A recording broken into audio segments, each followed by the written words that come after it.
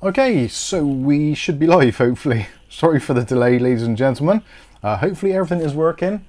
It looks like it possibly is. Looks very bright. Anyway, whatever. It is Saturday the... I don't even know what day it is. What day is it? It's the 16th of August, 2025. It's been a very warm day out today, as you've probably noticed. I am starting to turn a slightly colour again. Hopefully you can see me and hear me. Please let me know in the chat if you can. Got a splinter on my fingers. I had 2 splinters. Very upsetting. All good now though, hopefully. Thanks for the early super chats. You guys are awesome. And if someone could actually let me know if you can all hear me live yet, woohoo, good, we're working. All good here, Mike and Kath. Thank you very much. Excellent stuff. Mark Gaines in the house, Michael Ellingham, Rasher, Mark Berry, O'Reilly, Charles Ballard, Mark Berry, Viali, Ari Wolfman. Good to see some familiar faces. Hope you're all good. Letters there as well. Fantastic stuff. Sorry for the delay. It's been one of those weekends where everything seems to have just not gone entirely to plan. So we're going to cook a dinner this evening, but it's been so hot. Kath's not been feeling great, so basically, yeah, put it on the back burner. Thought, well, I'll just get some takeaway. Ordered some takeaway about 7 o'clock, thinking I should be fine, and it didn't turn up until like 5 to 8.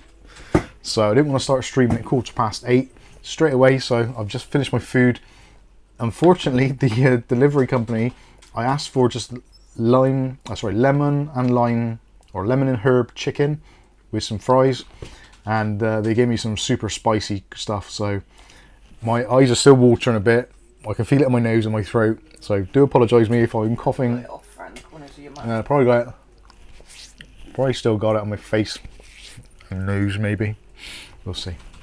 Anyway, so there you go. So yeah, had that. There's a little bit on the warmer side. I've got a can of Rio Tropical. I haven't had a can of Rio Tropical in many months. Let me know in the chat, what is your favourite soft drink to just to have in the summer, or just to relax and unwind? What's your go-to? What's your favourite beverage? Whether it be a carbonated drink, a still drink, maybe even good old-fashioned H2O. Maybe you're a water boy or girl, potentially. Let us know in the chat what your favourites are. Got some good ones there. Root beer. Root beer is basically impossible to get here in the UK. Vimto. Yeah, Vimto. That's a classic. I used to, when I was a kid, I was a weird child. I think most of us were. But I used to use Vimto, the cordial, on ice cream. Amazing. Absolutely amazing. Like a very enhanced raspberry ripple. There you go. There's a tip for you. Dr. Pepper's, that's a good one. One of Kath's favourites, that one. Coca-Cola, can't beat a Coca-Cola. Nice cup of tea, unsweetened black tea, says Susan Robbins. Not too bad at all. David Underhill says, takeaway at 7 PM, impossible here. My local food outlets all closed by 5 PM. Wow. Mark Gaines is on the Pepsi. Yeah, I do like a Pepsi.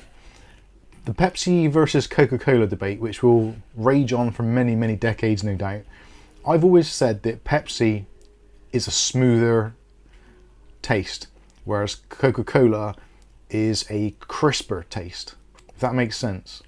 There's a slightly more acidic note to Coca-Cola, whereas Pepsi is kind of a more rounded flavour. Does that make sense? Iron Brew, good with vodka. Pepsi Max, says Gary One Eye. Pint of orange juice and water. Yeah, you can't go wrong with that. Susan Robbins, Coca-Cola. Pepsi is sweeter. Yeah, Pepsi definitely is. I think it's because it's less acidic tasting, so it seems sweeter. They're both very sweet. Charles Ballard says, I agree with your take on Pepsi versus Coke. Getting any new messages? You know? When was that? That was Am I the last thing in 8:39. Your last one is Hyatt Nicholas Barlow. Yeah. No, there's about 6 other things after that. That's where mine stops. See, mine was doing that not long ago. Chat is a weird thing, isn't it? It doesn't always work as intended. Oh dear. Dave Vinners likes water with vanilla stroke raspberry cordial. Sky Stalkers in house. How you doing, Sky? Hello all. Made it. Happy weekend. Good to see you. Excellent stuff. Oh, let's address the super chats we've had in. Let's quickly do that, because you're kind enough to send in your contributions and donations, so we do appreciate that. Do you want me to do that one? So first of all, we got Mickey Woods. Actually, is that even working? Yes, it is. Thank goodness for that. Mickey Woods says, "Hey Mike, Kath and all upstairs. I will get this super chat in now. I can't do it from the upstairs TV where I watch the stream, and iPhone wallet no longer works with YouTube payments. See y'all later." Thank you very much, Mickey Woods. Much appreciated. For some reason earlier I couldn't click the like on that. I could hard set, but I couldn't like it. Mine was just flickering numbers. YouTube chat is messed up. YouTube is full stop. Yeah, YouTube is wrecked. Get wrecked, YouTube. And there's one from Rick H. Thank you very much, Rick H. Disco Party Party. $2 there. Thank you very much, Rick. Much appreciated. And there was another one from Charlie Purdy. How you doing, Charlie? Click on like on there. There's $10 as well. Thank you very much. And Charlie says, "Cheers, Mike." Thank you very much. Much appreciated. I think that was it for now. Just have a quick scroll through. Yeah, we're looking good. Excellent stuff. That's on my lap, Maisie. YouTuber messing with the names again, says Nick Barnes. Where's the mouse pad, Mike? Says Welly Bob. Yeah, well, interesting. Well, not an interesting story. We got 6 cats. So do I need to say any more? Probably not. Yeah, Daisy.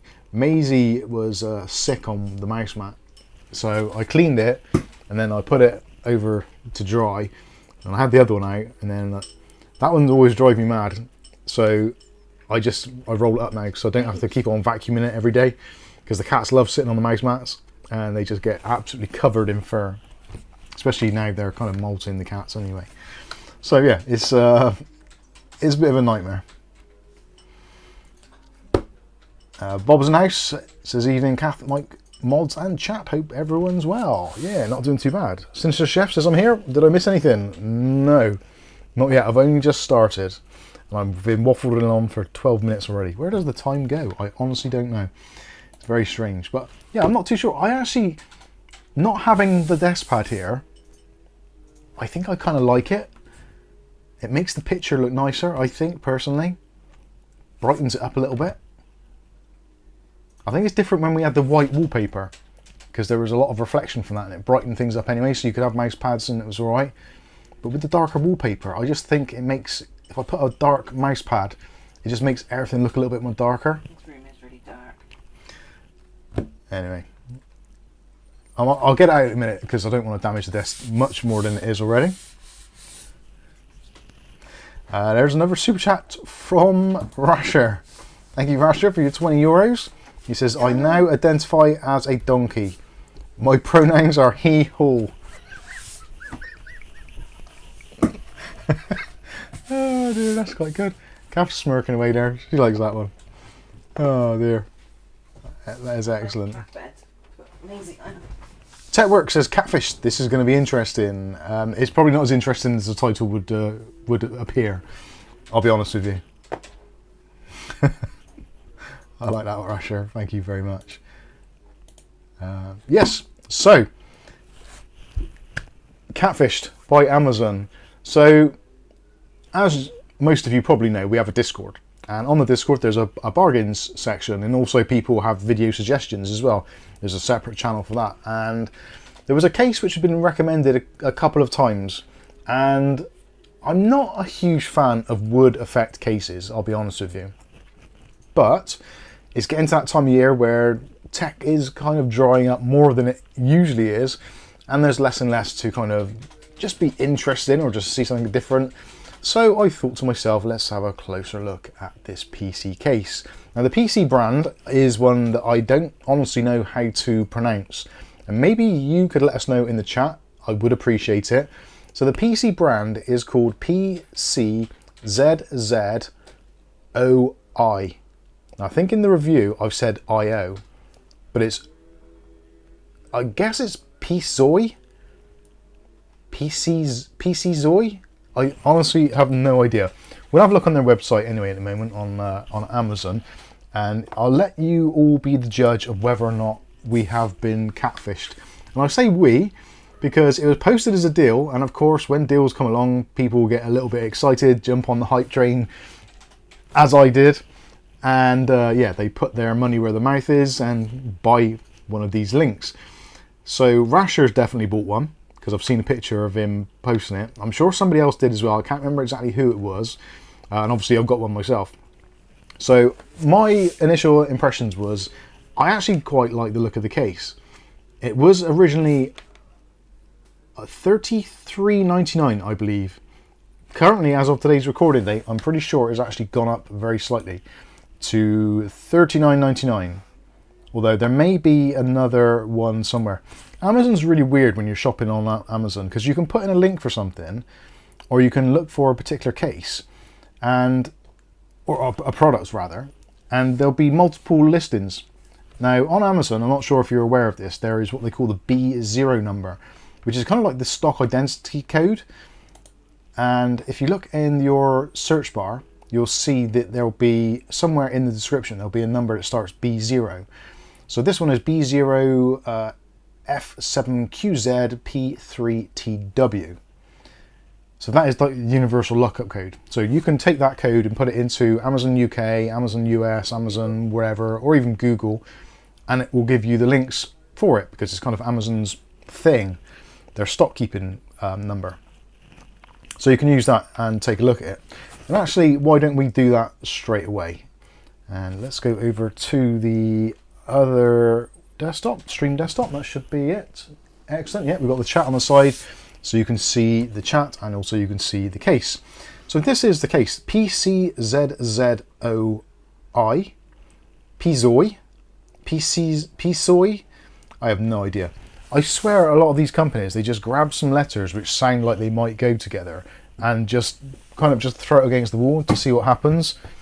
Like, what was the other one? There's been a few like it. Fiquat was probably one of the better ones recently, but there's a lot of brands, especially on Amazon, where they just take some just bizarre letters and put them all together. Anyway, I digress. So this was $33.99. At $39.99, I'm still becoming slightly hesitant, more so than I was. But this is the case model, the H3, also known as the H3ATX. And as you can see, it's mid-tower case, tempered glass, printed walnut side panel, wood panel. In the description it says wood panels. Well, don't use that. Let Yeah. a bit of plastic in it. Printed walnut wood panels. How can you have printed walnut wood panels? It should be printed walnut effect wood panels. Or printed walnut wood effect panels. Anyway, supports 360mm radiator, black gaming case, H3. So as you can see there, that is all the information. It is a ATX case, albeit somewhat compact. And if we take a little bit of a closer look at some of the images, so obviously when you're purchasing an item, you take a close look and look at the images. So you can tell that some of this, if not all of it, is basically a render. It's not an actual product image, which always makes you slightly dubious. But you can see there's the wood grain effect, which actually doesn't look too bad at all. The case itself is black, so obviously there's a little bit of a color contrast issue going on here, because the side panel looks basically silver, but it is in fact black. So you can tell that the image has been bleached quite a bit already. If we look at the fans, you can see the fans there, you can see the logo on the fans, whatever they may be. But what actually I liked about this is the fact that the mesh on the front, it actually looks quite porous. So you can see the individual holes. And obviously from this particular view, you can clearly see on the back the fan there, and you can clearly see the fans there. So obviously it's quite visible. It's quite a striking look, I think, in my opinion. It looks looks pretty decent. And obviously you got things like the pop-out glass windows, slide window. That is quite a nice thing. So yeah, overall it looks pretty decent. They've got a radiator in the top as well. You can see some fans there. So it looks like there's an adequate clearance at the top, which is yeah, pretty good. So yeah, you get the general idea there. If we take a look at that, again, another render put into an environment. Although I'm not entirely sure if that is a render or not. I think it probably is. These days with AI and what have you, these things are getting easier and easier to mock up. But again, what drew me to it is the fact that this nice open mesh. Because even if the case is awful, at least it's going to have reasonable airflow because of the mesh, which is a great thing. We like airflow. And also on the box it says it's an airflow case. And it says actually at the bottom, pre-installed with 3 case fans for optimized airflow. 2 140mm front intake fans and 1 120mm rear fan. And yeah, multiple cooling channels, so air in the front, air out the back, air out the top, and air from the bottom as well. You get the general idea. And it gives you, again, even if it is, I'm not even sure if it is a render or not, but it looks quite genuine. But the more you look at it, I don't know. It's hard to say. The lighting looks good, but with modern technology, I think that is relatively easy to achieve. And I think that GPU looks actually a bit small. But anyway, again, we're just taking a look. So specification-wise, radiators and fans, you can put a up to 280mm rad in the top. 240, I guess, would be optimal. In the front, you can put a 360, 280, 240, 120, etc. CPU cooler height up to 190mm and GPUs 360mm in length, and power supplies up to 200mm. Fans in the back, either 120 or 140, and the fans on the front are the 2 included 140s, although it can actually house 3 140mm fans in the front, which for a relatively compact chassis is actually quite impressive. Again, printed wood grain decorative panels, and you can quite clearly see that this front panel, the mesh looks very, very open. It's almost like a naked design, which I actually quite like, because you can get some nice fans in there, like some Noctuas or something, and that would look great with the beige and brown. I think that would look quite good as well. So that was what kind of drew me to it. Yes, what do the reviews say? It's got 4 stars. I haven't read the reviews as of yet. Maybe I should have done. Fans, it tells you about the fans. Doesn't mention specifically if they're PWM or DC, which isn't a problem really, but it would have been nice to be mentioned. Markovsky says buy one and find out. I have. Fits up to 6 drives, so 2 SSDs there, 2 SSDs there, hard drive on the bottom and an SSD or smaller drive on the top. So yeah, and there's the dimensions. So yeah, from what is being shown, this would, I would think, looks like a pretty decent contender. And in fact, if you look from this angle, you can see straight through to the metal behind. So it does look like it's very, very open, which for obviously for airflow and stuff is a great thing. That is what we'd expect. So I'm going to leave that image there. If you want to, grab the link from the video description and have it actually on your screen so you can see what this is supposed to look like. And then we'll take it out of the box and you can see what it actually does look like. And I think you're going to find there are some significant differences without being too much of a spoiler. So we'll go back to the main camera now. And let's just see, is the stream actually still working? Yes, it does appear that it is working. Excellent stuff. Okay. Right. Susan Roberts says, great, nice looking case. Viali says most of the reviews. Actually, let's have a quick look at the reviews. Let's have a look at the dodgy reviews. It's only got 4 ratings, so this must be a new listing. I'm pretty sure it is.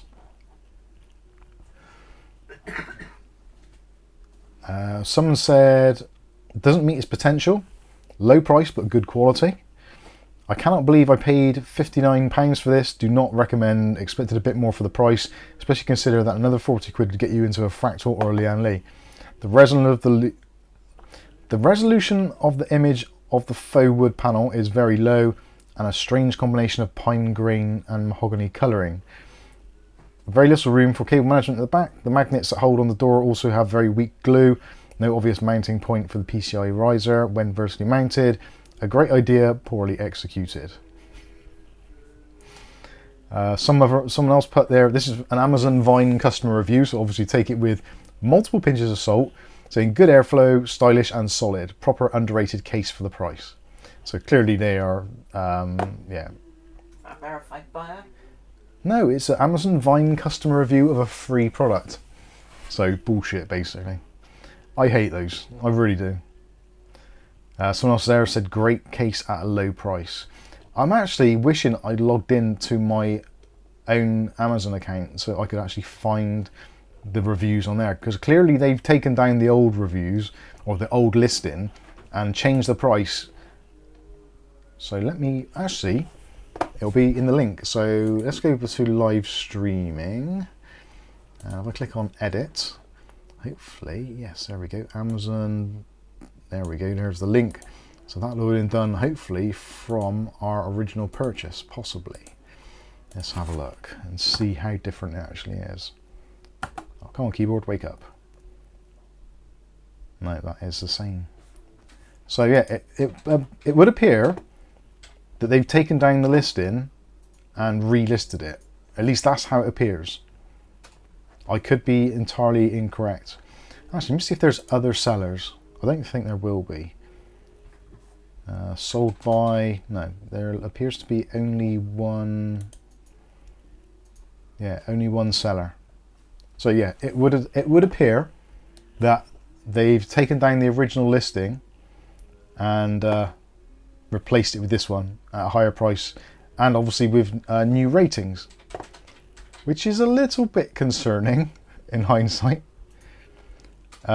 Yeah, is it me or does anyone else hear music in the background? There is music in the background. Oh, Kath's gonna sort it out. There's lots of other music in the background today because there is a local pub down the end of our road. They're having some sort of special day, and they've been pumping out loud music all day.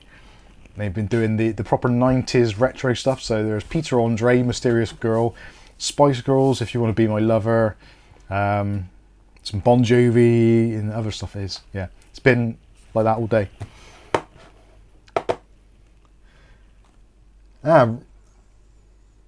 Remad001 is Dutch Jan. Hello Dutch Jan, how you doing? Susan Robbins says nothing like a case you have to repair before you build it. This is true. Tux Power PC says hi Mike and Kath, how you doing? That's not music, it's crap. Yeah, Peter Andre isn't everyone's taste, and Spice Girls definitely not everyone's taste. Right.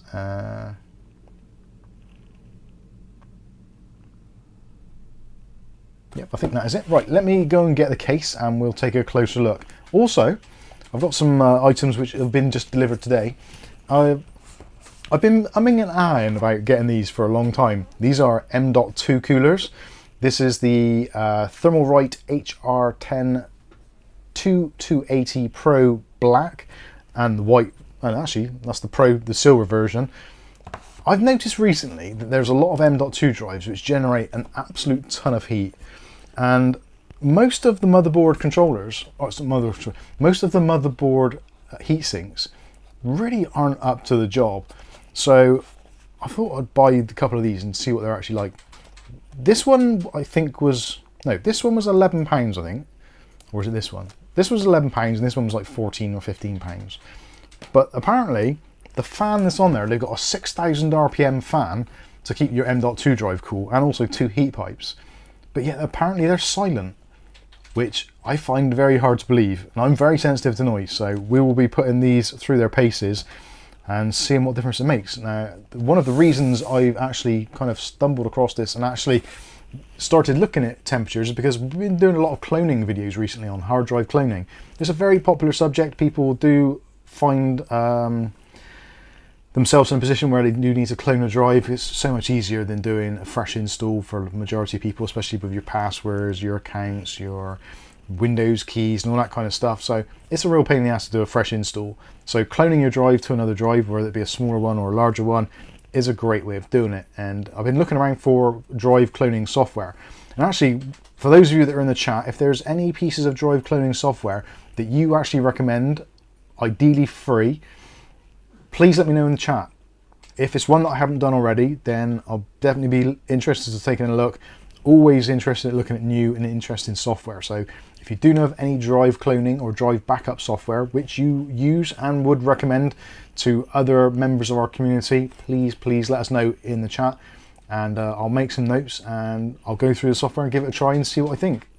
And if it's decent, then I might make a video. You never know. Hey Glenn, and hey Dave Aiken, how you doing? Sky says, I've used many of those M.2 coolers. They work well. Only really need them for Gen 5 drives, in my honest opinion. I needed it to cool a crucial T700 drive that was one hot drive when you're copying large files. Gotcha. Dutch Jan says, Recover. Does Recover do drive cloning as well and copying?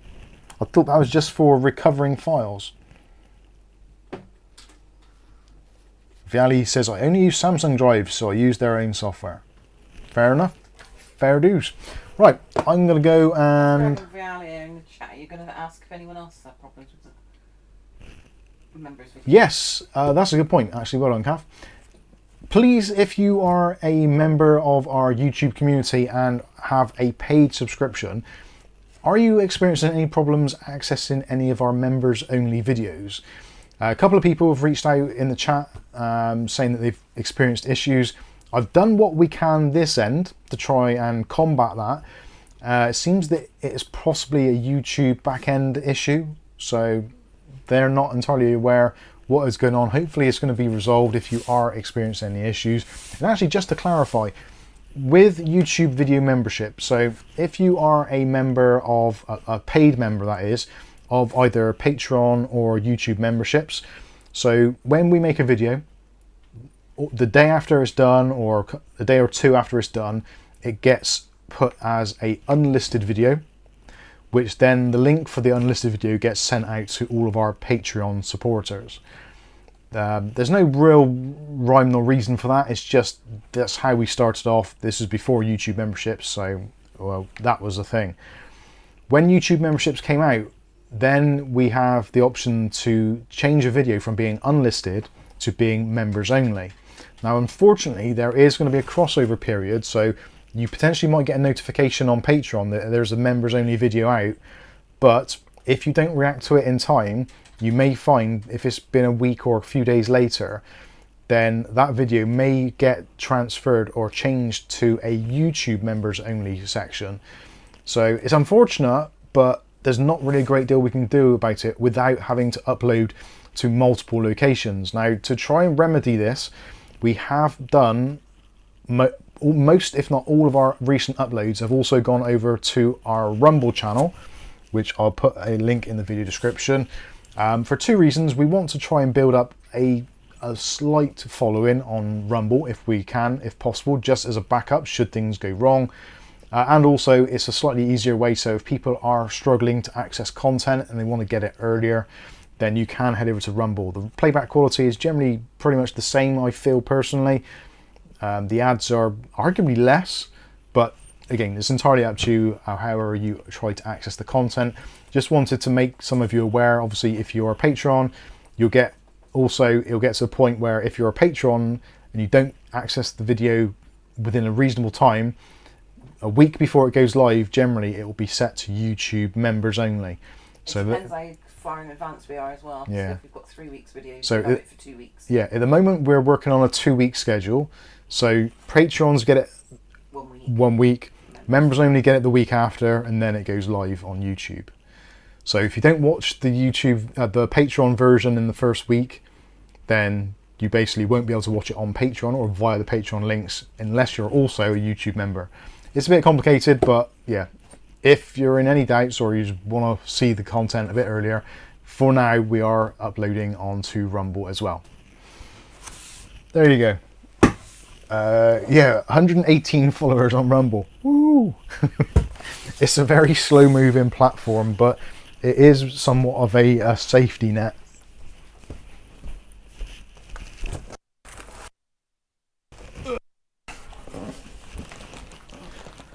Morales just tried to access your recent member only video 4 days ago on eBay. And it started with no problems. Alright, okay. Thanks, O'Reilly. Right, so, as you can see, does anybody recognise that design? Does that look familiar? Go on. What are you saying? That's that Dutch Jan, isn't it? I Yeah, was able Dutch to Jan. watch older videos. I think once Yeah. they're out live to everyone, then you can see them on Patreon. Yeah, it might just be a timing I think issue. it's only just YouTube members only videos you can't watch on Patreon. Yeah, that's right, yeah. So it's only those 5, because we'll always have 5 member videos out there. Yeah, it's complex, isn't it? Gives me a headache. Right. Oh, now I've lost my pen, Maisie. So, I've given the chat time to catch up. Do you recognise that logo? Does it look familiar? Corsair says Tux Power PC. Corsair, looks like the Corsair logo. Bob says WTF is Rumble. Sounds like my wife's stomach in the mornings. or mine. It looks like Corsair to me. Looks like the Corsair logo. Yep, Corsair. Looks like a boat. The Horsehair 4000D frame. Corsair is a sailboat, Mike. I know. I know it's a sailboat, but obviously... What's to do with a PC anyway? Well, it's a Corsair. Corsair is the type of boat. Why have they got it? I don't know. What's that got to do with... I don't know. I'm not sure, actually. Does anybody know why Corsair is called Corsair? No, why has it got a boat? Because that's what it's called. That boat is called a Corsair, Oh. I believe. I think that's a type of boat. Oh, well, that makes more sense then. Am I right? Let me know, chat. Am I correct?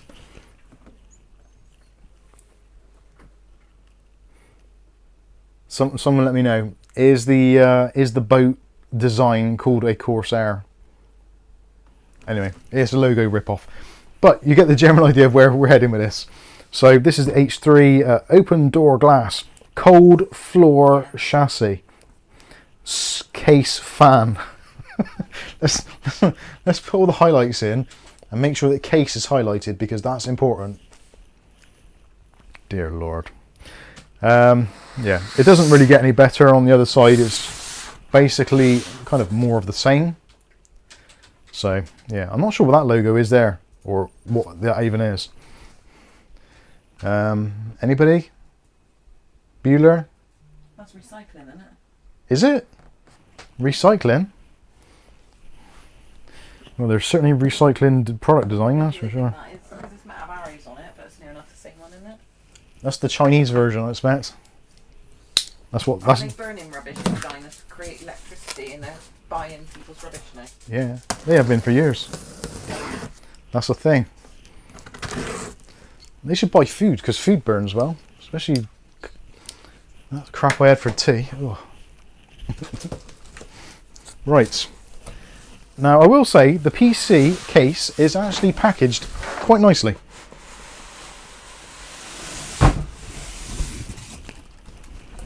And the foam packing, although it's not the best, it's not that cheap stuff. It's quite a tight mold, I guess you'd call it. So yeah, it's quite nice. Decent foam. They could teach Thermaltake a thing or two. I don't know what it is with Thermaltake. Sometimes they use some absolutely god-awful packing materials, especially the series cases. The Series 300, the 330, the 350 MX, and the Series 500 have awful packing. Corsair is derived from French pirate, Oh yeah, that's good. Yeah, the pirate case. Right, there's not really an easy way of doing a reveal for this, so I'm just going to do it. So, obviously, got the glass opening door, which opens all the way round. You'll notice, possibly, I'm not sure how well it's coming across on camera, but there's a mark just there, which is from super glue. Because which you also got all over the microfiber cloth. Yeah, as someone already commented from the product reviews, the magnets, which are on the glass, they're just stuck on. And it's really crap glue. So I just got a bit of super glue, but it seems to have done that thing where it reacted. So it's on the inside, so it doesn't really make a difference. I can get rid of it after. So it's absolutely fine. In terms of the case design and the layout, it's actually not too bad. I'm going to put the other light on because it is a bit of a darker case. Actually, let's get rid of the glass. So yeah, you can see inside it is basically as described. But let's have a look at the front panel. Because what is that? That does not look anything like the image, does it? I wish I could overlay the two just so you can see how different they actually are. And you've got an advert play. Well, I have an advert play. They usually coincide with other people's adverts. So Advert. give it a bit longer. Let's have some Rio.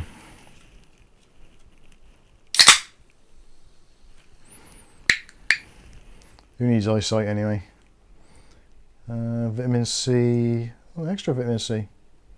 Because it's made from. Oh, it's got bloody sucralose. And asulfate key. Oh, I'm not drinking that. Just chuck it. 'Cause sucralose is the bad one, isn't it? That's that. Aspartame's better than sucralose. Sucralose is basically methanol, isn't it? I might drink it. I'll sod it. I don't think it hurts you in small amounts. Don't like sucralose. Ugh, disgusting stuff. Anyway.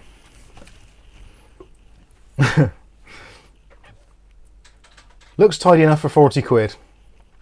That is the kind of Attitude. yeah, that's the spirit. Looks better than the image. You've been had Mike's as a rally. See, that's the thing. It's like I'll get the stream up. So that's what it's supposed to look like. That's what it looks like. But that is in white. That's what it's supposed to look like. You've got a black image of it. That is the black one. It says black in the description. Oh, so the side. I thought that was maybe a white one with a side. No, it's just bright. It's just where the light is reflecting. So it'd be kind of like just where they bleached out the lights. So kind of like that. So the light's hitting that bit and that bit. But there's no way that you can tell me that that wood is anywhere near what is on the listing. Like, yes, that's mahogany. In fact, I would say the listing looks more like probably, well, something a little bit lighter, maybe like a birch or something. Maybe even oak. But that looks kind of, there's not really a grain to it as such. It's more, Smudged paper. it's just that where the printer's gone like that and just, Where the paper's got jammed in the printer. yeah, it's got a blockage on one of the jets and it's just like, it's dragged it across. But my biggest thing, like the wood I can kind of live with one way or the other. My thing is the actual mesh on the front is extremely tight. Now you can actually see, actually no, you can't on that angle, but on some angles you can actually see the fans through it. Actually, if I put the light on in there, typical, that thing's dead. That needs recharging. Let's try another one. There, that's better. So now you can kind of see what they were attempting to do, which it still looks nothing like it. The mesh on this thing is so tight, it's not even funny. So I'll see if I can give you a close-up. I don't know if it's even going to focus on it, but let's try and get rid of the... Like, you can see through it, don't get me wrong, but it isn't like...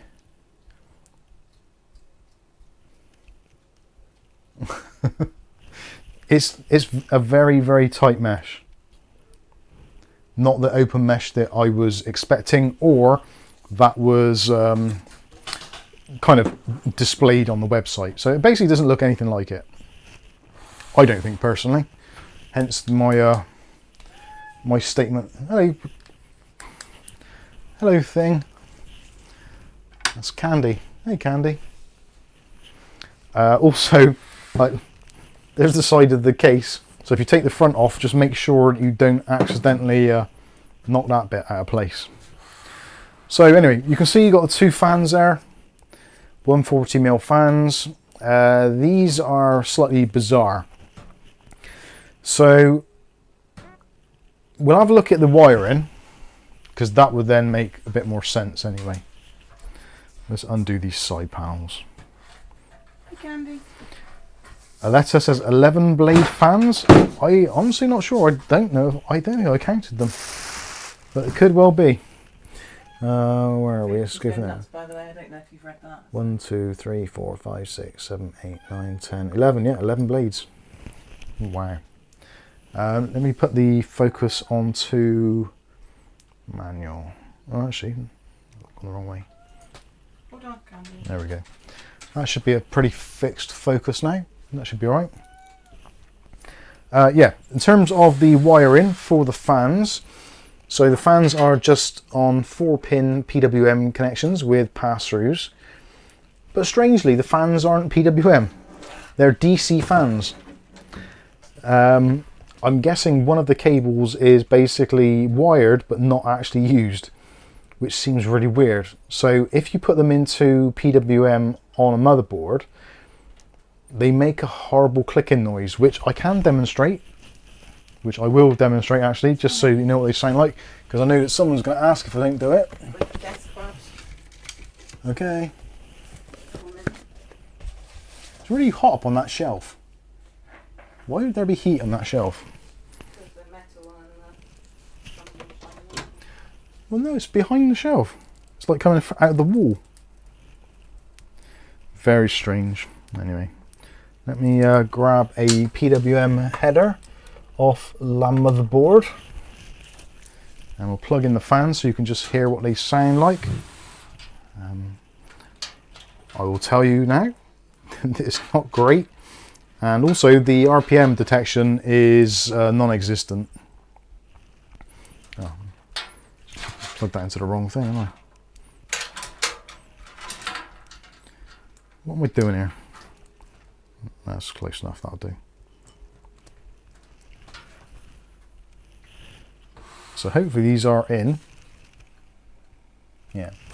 Let me, I will take my microphone off, one moment, and I'll let you listen to the fan motor, and hopefully you can hear how bad it is.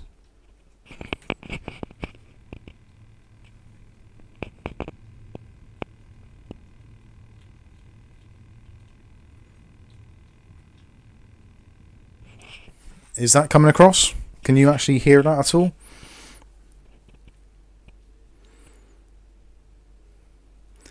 No one's mentioned it in the comments yet, so there's a little bit of a delay. Silence. Alright. Can't hear it. Nope. Arnold says yes. No. 0. No. Nope. Right. Let me... I heard nothing. Yeah, they are crap. Silent. Right, so obviously we're getting opposing opinions there, so let me fire up MSI Center and actually make them run a little bit faster so you can actually hear them. But I'm really sensitive to fan noise. Can you not hear that? It's like a rapid fire machine gun.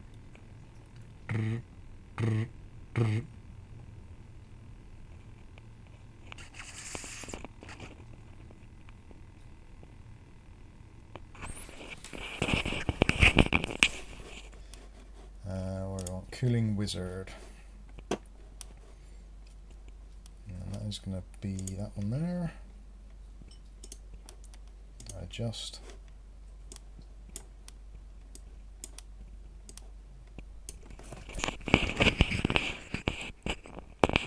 No idea if that's the right phone. Ah yeah, there we go.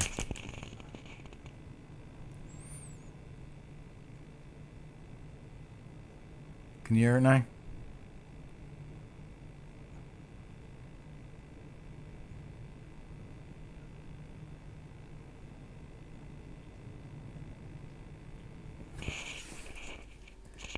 O'Reilly says, yes, I hear it. Can't hear it. It's a fan. Grrr. Yep, hardly, Mike.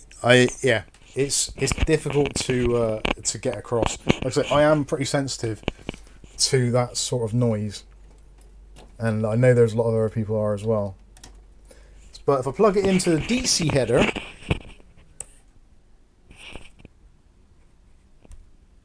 absolute silence. Like, those fans couldn't be quieter. Honestly, they couldn't be quieter. And that is on system fan header number 2. So let's turn them up a little bit, just to give it a fighting chance. So these are now going to be running about 60%.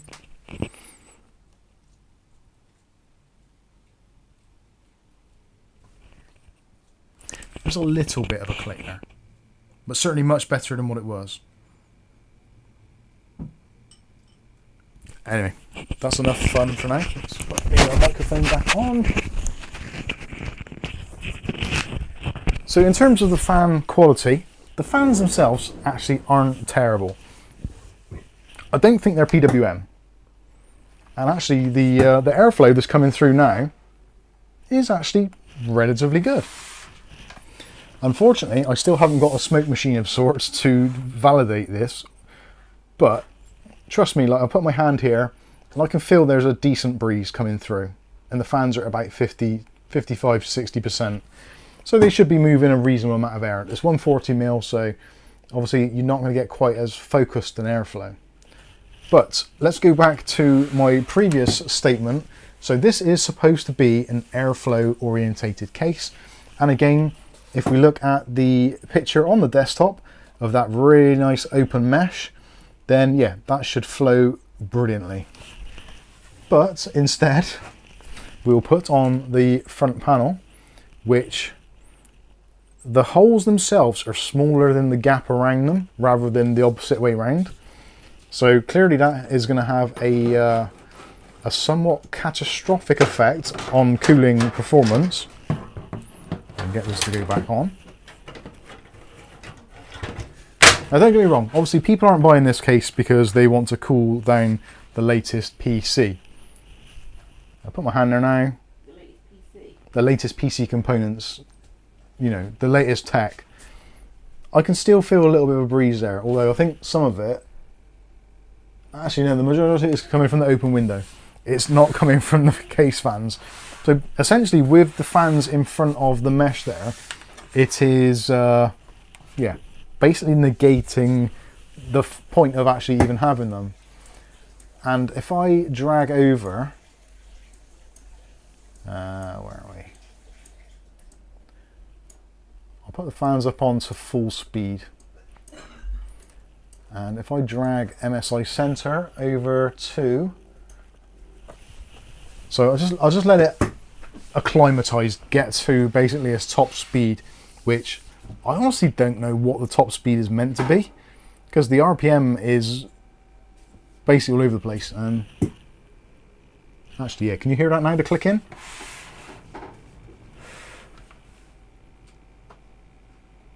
It almost sounds like someone's got, you know, remember it's like Spooky Doke is? It's like that, but on a much finer bass. Anyway, it annoys the shit out of me. If I go to Stream Desktop, so you can see there we've got MSI Center, and it's monitoring the fan RPM. And as you can see, the fan RPM is all over the place. Now, I'm not touching it, and they're not changing speed, but it goes from like 950 RPM down to 800 and something, then back to 900, 800. Every now and then it'll drop to like 600, or it'll read like 10,000 or something bizarre. So I don't know where it's actually getting the signal from, but it's obviously not getting it from the right place. So if I disconnect the rest of the daisy chain and just have the fan in the back on its own, just in case you'd think that maybe because they're daisy chained together, that's what's causing the problem. And that at the moment actually seems to be doing okay. Around about 1,000 RPM, 970 something. So that is remaining pretty stable. Is that on? Yeah, that's on a DC fan header. Let's try it on a PWM fan header and see what that does. Oh,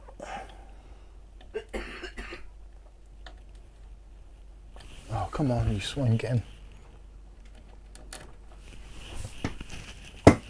Right, I've now just plugged it into a PWM header, so let's see what that does.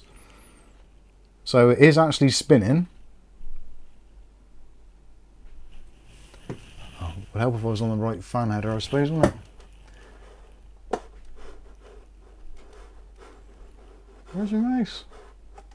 Oh, there we are.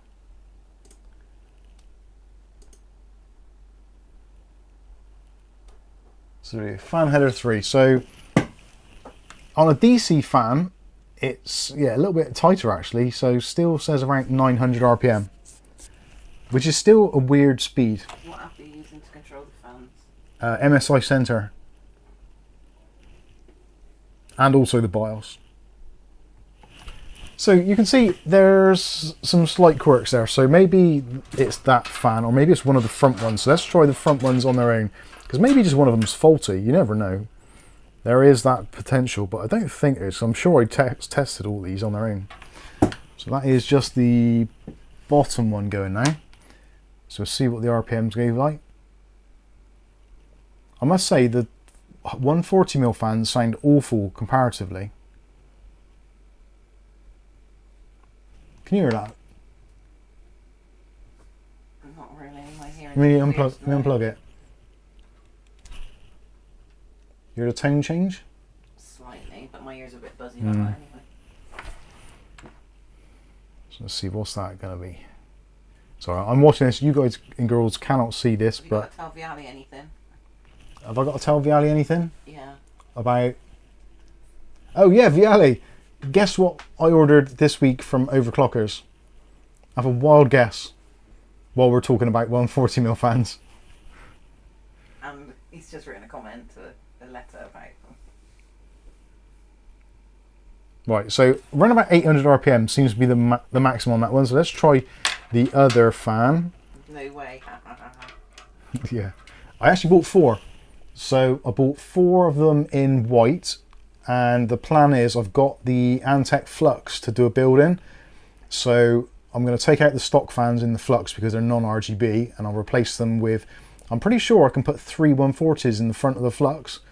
If not, I've made a massive mistake already and I should stop talking. But I'm pretty sure the Antec Flux will take 3 140mm fans. If not, I'll end up putting them in the Series 500 because that'll take 3 140s up front and a 140 in the back, so it'll be fine either way. So it seems the RPM now is basically stable. So there is something in this daisy chain technology or wiring which is basically just not working, and I don't know why that would be. Plug that back in, see if it does the same thing again. I wonder, would there be any benefit to the fans being mounted inside the case frame as opposed to where they are now? I think they probably would be better inside the case frame. Certainly, yeah. I think that is a good shout. Yeah, with the 3 fans connected, now if I go back to Stream Desktop, so you see the RPM just goes all over the place. So 800, then typical, staying stable now. Oh no, there we go, 0 RPM. So there's definitely something a little bit screwy going on. What exactly, I do not know, but I think these fans will be best suited to lining the bottom of my dustbin, because they're a bit too noisy and they're basically junk. I don't like them. So anyway, there you go, there is that. So the fans they're okay. Like most people probably won't care and probably won't even notice the noise they make. Like, obviously if you're not noticing it on the stream, the microphone itself, discard changes, the microphone, the lav mic, should generally pick up most things. It picks up things like my mouth noises and stuff, so it should really pick it up, but it is a very, very odd frequency, to be fair. But yeah, I think moving the fans to the inside would benefit, definitely. But it might get to the point there where it just tries to recycle internal air. Yes, Kath? Yeah. Let's see if I can see through the case. Yes, I can. Hello, David. Deathstroke, good choice. Sublead. Build a flip PC in that case, says Rick. Well, that is where I'm kind of at. Mike, will you do a review on it then? I have done a review, and the review video is not... No, the review video should be on... I think it's on Rumble already. Who are you answering there? Viali. He's on about the fans. Oh, will you do... Oh, sorry, the fans. Yes, I will do a review on them. Yeah. Sorry, you're confusing me now. Yeah, sorry, I've confused myself there. What's the green line, Mike? The green line... Oh, I suppose the app. Oh, the green line is the speed. God. So, yeah, where it spikes up and down, that's basically where it's reading 0 RPM.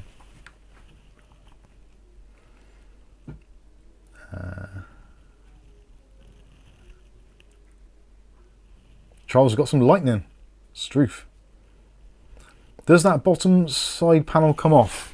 That is a good question. I don't... It might do. I would say, actually, it's probably cheaper for them to screw panels in than it is to rivet them. So, I think there is a strong possibility that would come off. Let's have a look. Is it screws on the back? No screws on the back. And the feet are... Is that screw? Christ. The screws on here are pretty bad, so it's hard to tell. And also, my eyesight isn't the keenest. Let's have a look. Looks like that. No, that's definitely not a screw. That isn't a screw. That's not a screw. That's not a screw. That is a screw. Let's see if it does come off. I'm slightly intrigued to know if it comes off, to be honest with you. The thing is as well, the case, like, there's not a lot of room in the back. But it leaves me with the kind of thing, what do I actually build in this thing? Video was linked in Discord yesterday. Ah, yes. Yes, it was. That screwdriver sucks. Yes, because somebody wanted to know about it, and I put a link in there for it, for the unlisted one. But yeah, it is. It's an unlisted video currently for this case. Patreon got it. Was it already unlisted? I don't think Patreon have got it. No. If it's left as unlisted, I think it's been done, don't I? Ah, that's interesting. So.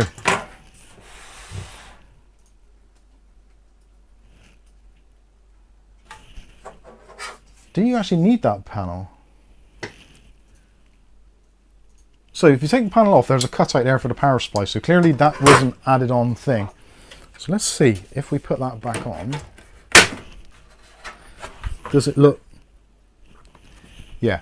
So yeah, it follows the lines of that, but you still would want that side panel on there, just to kind of to finish off that section, I guess. You could use it without it. Whether you'd want to, I guess that is going to be very much down to the individual, but yeah, potentially. I think it does finish off the bottom a little bit nicer.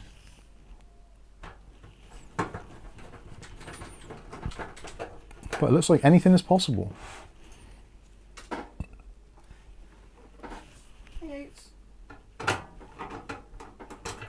Oh, no, the magnet's attached to there and there, I think. So just that part of the metal there. That's plastic, so it doesn't attach there. It's got to hit on one of these bits here.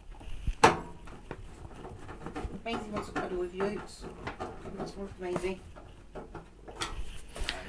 Yeah, so it leaves me in a position of, I don't really know what I would put into this. I'm sort of thinking like a B450 and like an old 3600 or something, but then I don't know if that's going to sell.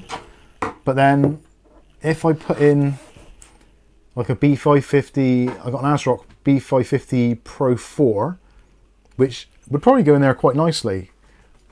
I've got some RGB fans which I could swap out the fans, but it's like, how much money can I arguably put into this and actually get someone to buy it? Because, don't you like that, Oates? Okay. Obviously, it's one of those cases where the pictures of it, I don't know, I just think it's going to be hard to sell. And there's very few things which really go with that kind of mahogany-ish type thing. Mahogany plastic, yeah. So yeah, I'm really not sure. It doesn't have the greatest of airflow. Because I was thinking around, I've got the Ryzen 9 3900X still here. I could put that onto the B550 Pro 4. But then, like, what graphics card would I put in there? Which would then make it so this PC is likely to sell. I've got the GTX 1060 6GB, but then that seems really mismatched. So I'm in a really weird predicament of what I would actually build into this case, which seems odd. I don't like it when I'm in an odd predicament. Yes, Kath? Forbes Gaming Network. Let's have a look. The Forbes Gaming Network. Hi, the Force Gaming Network. How are you doing? Did you have a question? Or are you just saying hello? No, something above that. Oh. The Force Gaming Network. Hi, Mike. I got the Antec Performance. Anyone got the same code? Oh, yeah. I got the Antec Performance 1, guys, in chat. Anyone got the same case? Any thoughts? Antec Performance 1. Is that one of the new rebrand ones, or is that from the early 2000s? Performance 1. No, that's the new one, isn't it?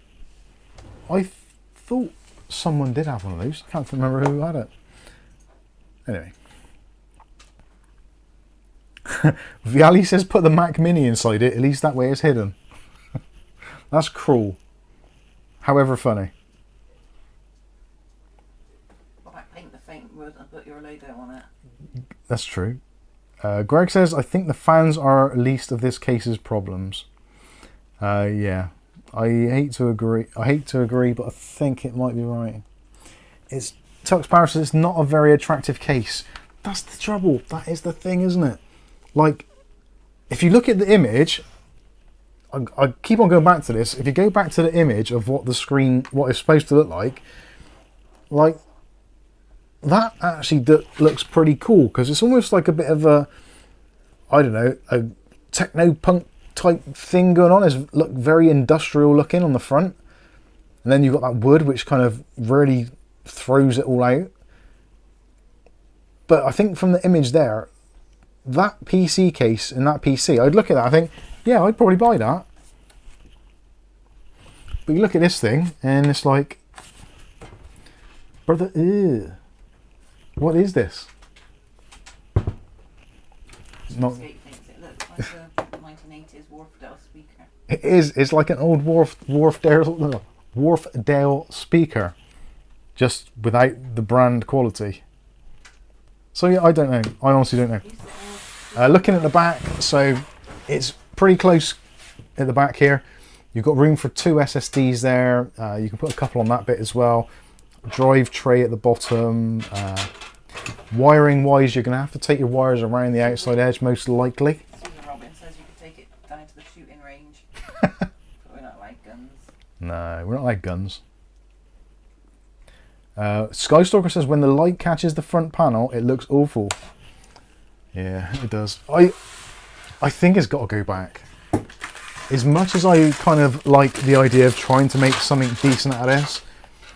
No space in the back, but room for 190mm cooler.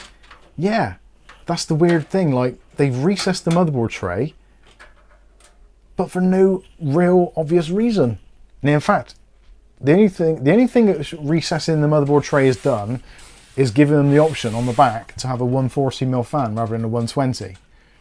If you'd have said, right, okay, let's have just a 120 on the back, shift the whole motherboard tray inwards a little bit, you'd gain a load of room in the back for cable management. How much was the Montec case? The Montec X3 was that, or the Montec 903 Air Max? That was $59.99 and still is.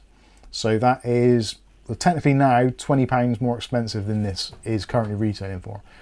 And that is a far, far superior case. This has only got one USB 3 Type A, two USB 2s. So yeah, there's a lot of things about this case which are kind of all kinds of wrong. Actually, another thing as well, the logical place to mount a radiator is normally at the top, especially in this case because they've actually added the extra height. So the radiator's got about 55mm, which is perfect for motherboard clearance, etc.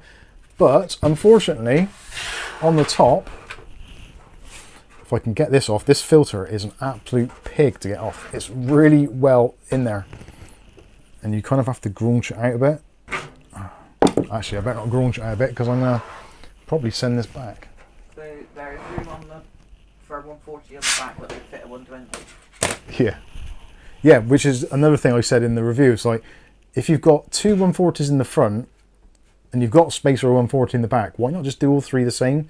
Surely that makes more sense, but maybe not. For the radiator placement on the top, this mesh is, again, it's not the most open of mesh. This is the sort of mesh I was hoping on the front. If the mesh front panel was like this on the front, I'd probably think about keeping it more, but it's still not the best airflow. I/O wise, you've also got an RGB button. There's actually a dedicated RGB switch. There's no RGB on this whatsoever. Anywhere, not even a controller. So it's clear that they've repurposed this chassis from something else. Maybe one of the other Corsair cases in their range. But yeah, I don't know. It's a very bizarre case. Like I've said this in the video, it doesn't do anything particularly well. The only thing it does well, really, is the price. Yeah, to get back in the box. Yeah, the price is excellent. The back panel, also the back panel, I think the case is actually bent. So there is a bigger gap here than there is at the end. And actually, if I get, what can I get? Let's get a cable tie. So if you put a cable tie, or try to put a cable tie in there, it won't go. Get to about here, and it goes in. So there's a gap that runs from about there to there, where there's a bigger panel gap there. And this whole thing is like flextastic. So I think it's actually been riveted and out of shape. Don't get me wrong, it's not awful. And I can see some people building in this and absolutely loving it. And if you're one of those people, good on you. I thought I was going to be one of those people, but I just think there's too many little distractions that... Oh, balls, that's sharp. Oxbood? Oxbood. 940. 940. Oh, I've got to scroll up, hang on. Oxboard, I want to ask, I did buy a used RAM, how can I test it to make sure it's 100% working? If you've bought RAM and you want to make sure it's working, the best thing to do is like mem test, or actually in Windows there is a built-in Windows memory diagnostic tool. So if you just type in Windows memory, it will come up in Windows 10 or Windows 11. You can select it and then it will reboot the PC into like a kind of DOS mode, and then you can do all your RAM tests. Just leave that running for a few hours. That should be more than enough. Just make sure you got it set upright, so whether it's XMP or Expo, make sure the timings are wrong. It's pointless doing a memory test if you haven't enabled XMP or Expo, because it's not running it what it's supposed to run at. It's running it kind of like the base JDEC speeds, which are pretty much universally going to work anyway, even on like really borderline RAM. So yeah, as long as the PC physically boots, use Windows Memory Diagnostic. If you haven't got Windows, you can download a bootable version of MemTest 86. Hope that helps. Ivory Wolfman. Carrie's in. What time? Kerry Holzman, how you doing, Kerry Holzman? Kerry Holzman. No, what was it? What time? 9:40. 940. Are the PCIe slot? Ah, yes. Yeah, the PCI... Actually, more interesting parts of this. The PCI Express slots are all captive, which means you've got to physically bend them out, which is a real pain.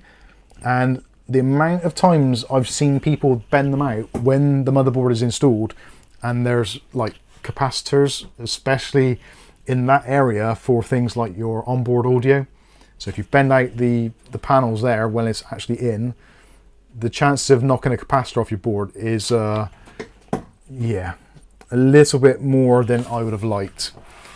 So the vertical mounted GPU section, this is great as well because it is really like everything's just been cobbled on at some point in this case.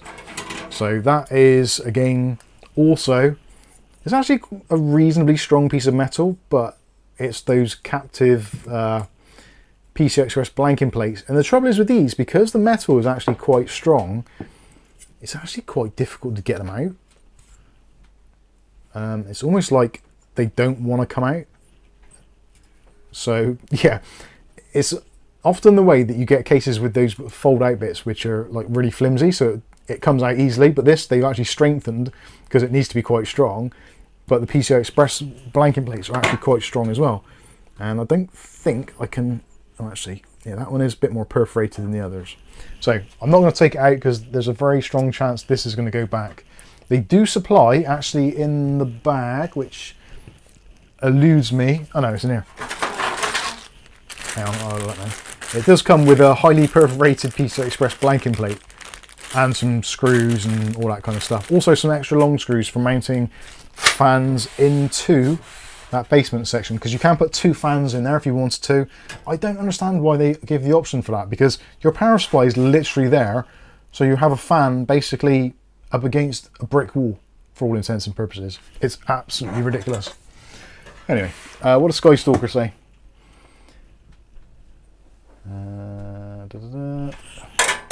I need to scroll.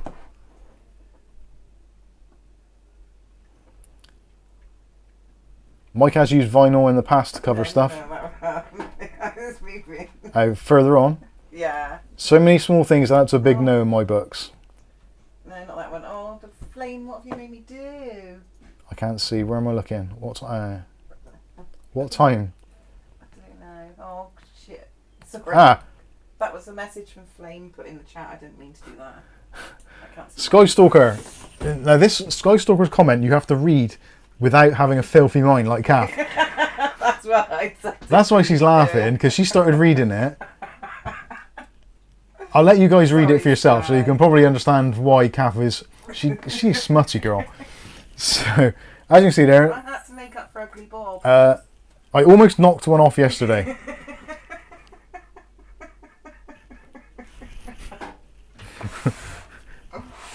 What stops you? Did you run out of supplies, or The online harm bill. was it the age restriction policy on your phone? I joke, obviously. Hate those captive PCI Express blanking plates. They are awful, and it is so easy to damage your motherboard. So, like almost these cases, because of the nature of these cases, they generally come from... Video's gone out of focus. Focus. Video's gone out of focus? Surely not. Wow, I didn't even think of that, you dirty old minds. Right, I'll put it onto continual focus, maybe that'll work. So, yeah, these sorts of cases generally don't come with any form of documentation whatsoever. Like, literally nothing. So, most people, especially if you're even actually seasoned builders, more experienced people who've been doing this for a long, long time, it's always a thing of like, you get your new motherboard, your processor, your graphics card, your power supply and all that kind of stuff, and all you want to do is get your PC built. So you get all your stuff, you put it in, you screw it all in, you get to the point of putting in your graphics card or your peripheral cards, and you're like, oh crap, PCI Express fold-out plates. And the thing is, most of us, men or women, we ain't undoing all that work. Because we are men and we have skills. And those skills involve bending pieces of metal to within a fraction of their lives without damaging components. So you kind of almost convince yourself already that you're not taking that motherboard out of that sucker at all. It's staying in there. That ain't moving. So you're there then, gently moving these metal brackets forward and backwards, forward and backwards, forward and backwards, and just using enough pressure so that you can bend it, but not enough pressure so that if you slip, it doesn't destroy your 150, 200, 300 pound motherboard, all for the sake of your cheap ass Amazon £30 case, which you've mistakenly purchased. But you have Amazon 30-day returns policy, so you're not feeling too bad about it, and you've also made some YouTube content which people will watch, so it's not the end of the world. So yeah, this I don't know. I don't think I can keep it. If I've got to the point of getting to I don't know what I'm going to put in it, I've already lost the battle, I think. Because if I've got to work out what is going to go in it, that shouldn't ever be a consideration. It should be, right, I've got my parts, I'm going to put it in this case. Or, I like this case, I'm going to put in XYZ because it fits and works with the build. You shouldn't get to the point where you just don't know what to put into the PC because you don't know if anyone's going to actually want to buy this case because of how it looks and its shortcomings. Like, you think if you put in something mid-range in here, so a B550 motherboard, a Ryzen 5600, 32 gigs of, 16 gigs of RAM, you could put in something like an RX 6600, but again, you're going to be looking at sort of like a £500 build by the time you've got your hard drive, your SSD and your power supply. Is this case going to really warrant someone spending 500 quid? I don't know if it would. And that is one of those things. I'm bad enough for storing cases and stuff here anyway, and having loads of bits and pieces lying around, which I should just get a build done in. But I never get around to it because I can't make my decision. And this is another one of those cases where I am very much struggling to make that decision. And that's the last thing I need. So I think that is pretty much it for that one. I don't know. Send it back, Mike. Not worth your time, says Rick. What else have we got? Let's have a... Actually, let me put this to one side a minute, and then I will take a look at some of your chat and see what your consensus. Also, in the meantime, while I'm putting this away, please feel free, if you know of a cheap, decent case that you think would be worthy of having here as just like one of those nice cheap build cases that you can use, which I haven't done already, let me know in the chat and we'll do some shopping.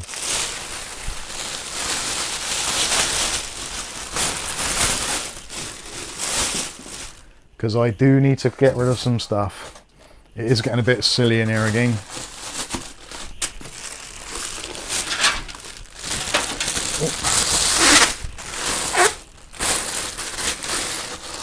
It's a real shame. I was hoping this is going to be one of those kind of little go-to cases where you can just have one in if you ever need one, and if you just got like one of those little builds you can just throw together and it'd be all good. But sadly, it was not to be.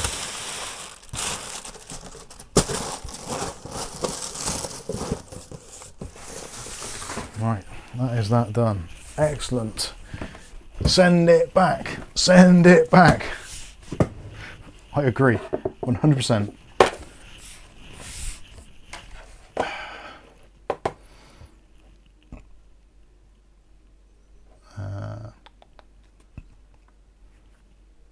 Mookie MC says, if you already have a lower end platform to get rid of, I would keep the case and install, sell it. I have got two platforms which I do really need to get rid of. I've got the Micro ATX, a B450M mortar, which, like, to be fair, these things cost me very, very little, so it's not as if they're like expensive things hanging around. It's just also, I've also got this B450 A-Pro, which is currently on my little test bench rig.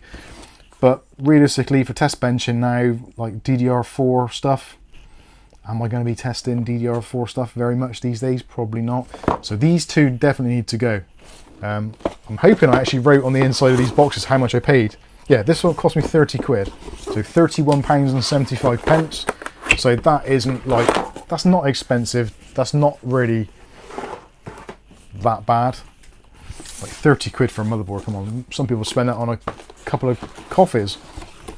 And this one a bit more expensive, 40 quid I paid for the micro ATX mortar, which has got some sticky shit all over it. Ah, sorry. It's alright, we can't see it. Can't see it, it's all good. Where's my cleaning cloth gone? Have you stolen my cleaning cloth? Oh, there it is.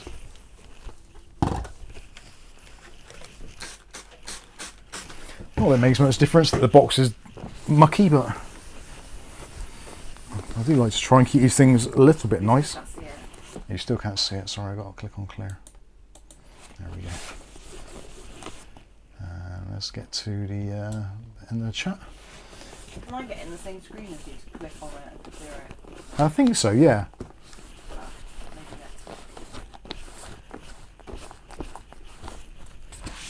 next. Yeah, if you actually, yeah, if you do pop out chat. I'm not doing it now. Okay. Hang on, Anyway, so I've got those two boards. I could do with getting rid of those really. The other stuff's not too bad. I've got the B550 ASRock, the Pro 4, so that needs to go really. I'll probably put some of this stuff into the bargains no chat or community deals section on Discord just to get rid of them, I think. Let's have a look.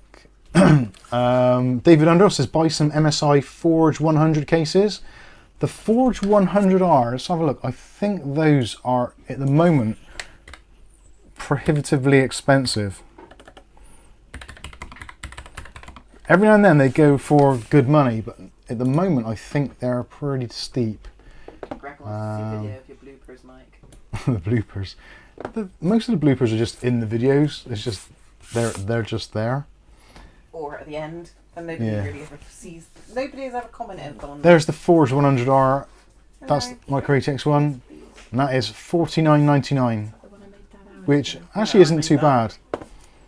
I could probably live with that. There's only Amazon returns. There's actually Amazon a save with views like new, $39.95. That might be the way forward, because that's going to be affected the same price. So yeah, that's not too bad. I'm going to put that on my short list, I think. How much is the big version?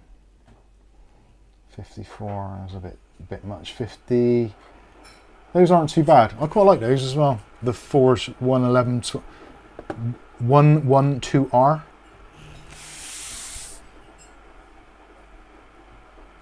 So yeah, those are definitely ones which I think we could take a look at. We've got a micro ATX and ATX. So the micro ATX will be good for the little doofus. Although saying that hasn't got any addressable RGB. We'll have to consider that. We'll see. FSP S110. Let's have a look at that then. FSP S110 was it? Yeah. Oh, that's a 9. Oh no, don't stand on the keyboard, baby. Doesn't appear to be available here in the UK. Fine. No, because you pressed into it last time. I have noticed recently actually the Corsair Frame 4000D is actually a lot cheaper than it was. It's 65 quid. I don't know if I could go down that route though, with its cheese grater front. Yeah. Does anybody have the 4000D? The Frame 4000D? Have they improved the clearance for the radiators in the top? Sinister Chef says I have the Velox 100R, but it's a bit more expensive. Yeah, they are. Look at the CIT Nero case, says Darren. And also Cheapskate says Ion's KZ900.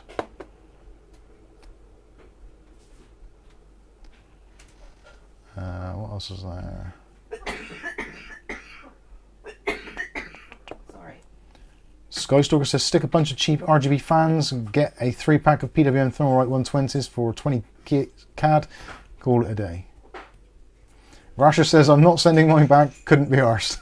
Fair enough. All you've got to do is, it's really easy. It's easy. Isn't It is really easy to do. They even just Come turn pick it up and pick it up from your house. They actually even wait on your doorstep where you give it to them. Yeah, they do. CIT Nero, Although that when that is stuff not came here. today, he was still stood on the doorstep.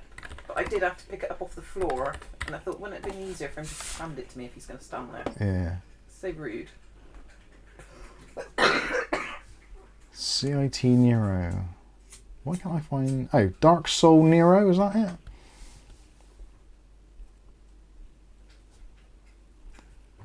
Dark Soul. No, I can't see that one here. What else is there? Deep Cool have loads of cases under £40. Deep Cool. Scan computers. Let's try Scam computers. I don't like buying from Scan. I don't know why. It's because you can giant. Where are we? Scan computers. What am I looking for? Scan computers? What, The CIT Nero. Oh, Neo. Not Nero. Neo. $49.99. Ooh.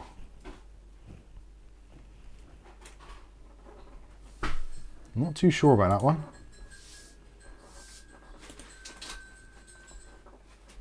Actually, that's a very similar design of what I've just put in the box. Nicer fans though, for sure.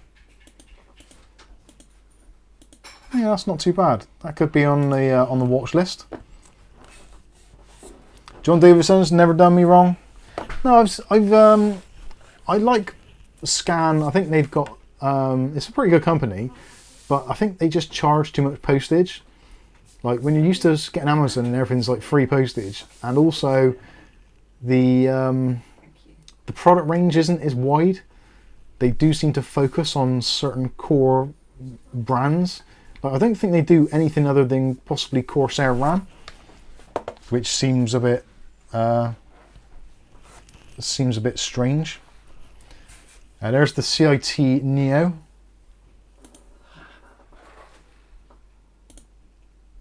Not too sure about those front panels. Kind of reminds me of those things that you used to have on the side of the roads for gritting when it was frosty. Is it yellow? No, it's not yellow. No, it's just black plastic moulding, but it's got that kind of angular look to it. It's a bit like the one behind you. To be fair, it probably doesn't notice at all when you actually got it in front of you. And then use the front as a snowplow. Yeah. Sprint out the front grid. O'Reilly says the Mars Gaming Tassons. Let's have a look at that, man.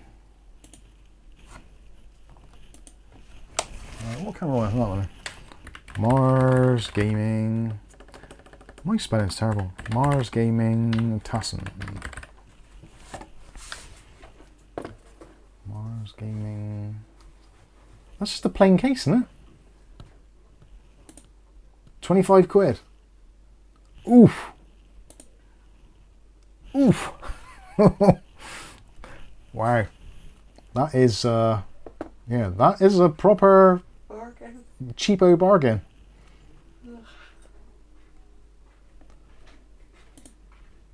That reminds me of one of the cases from Rio Toro back in the day.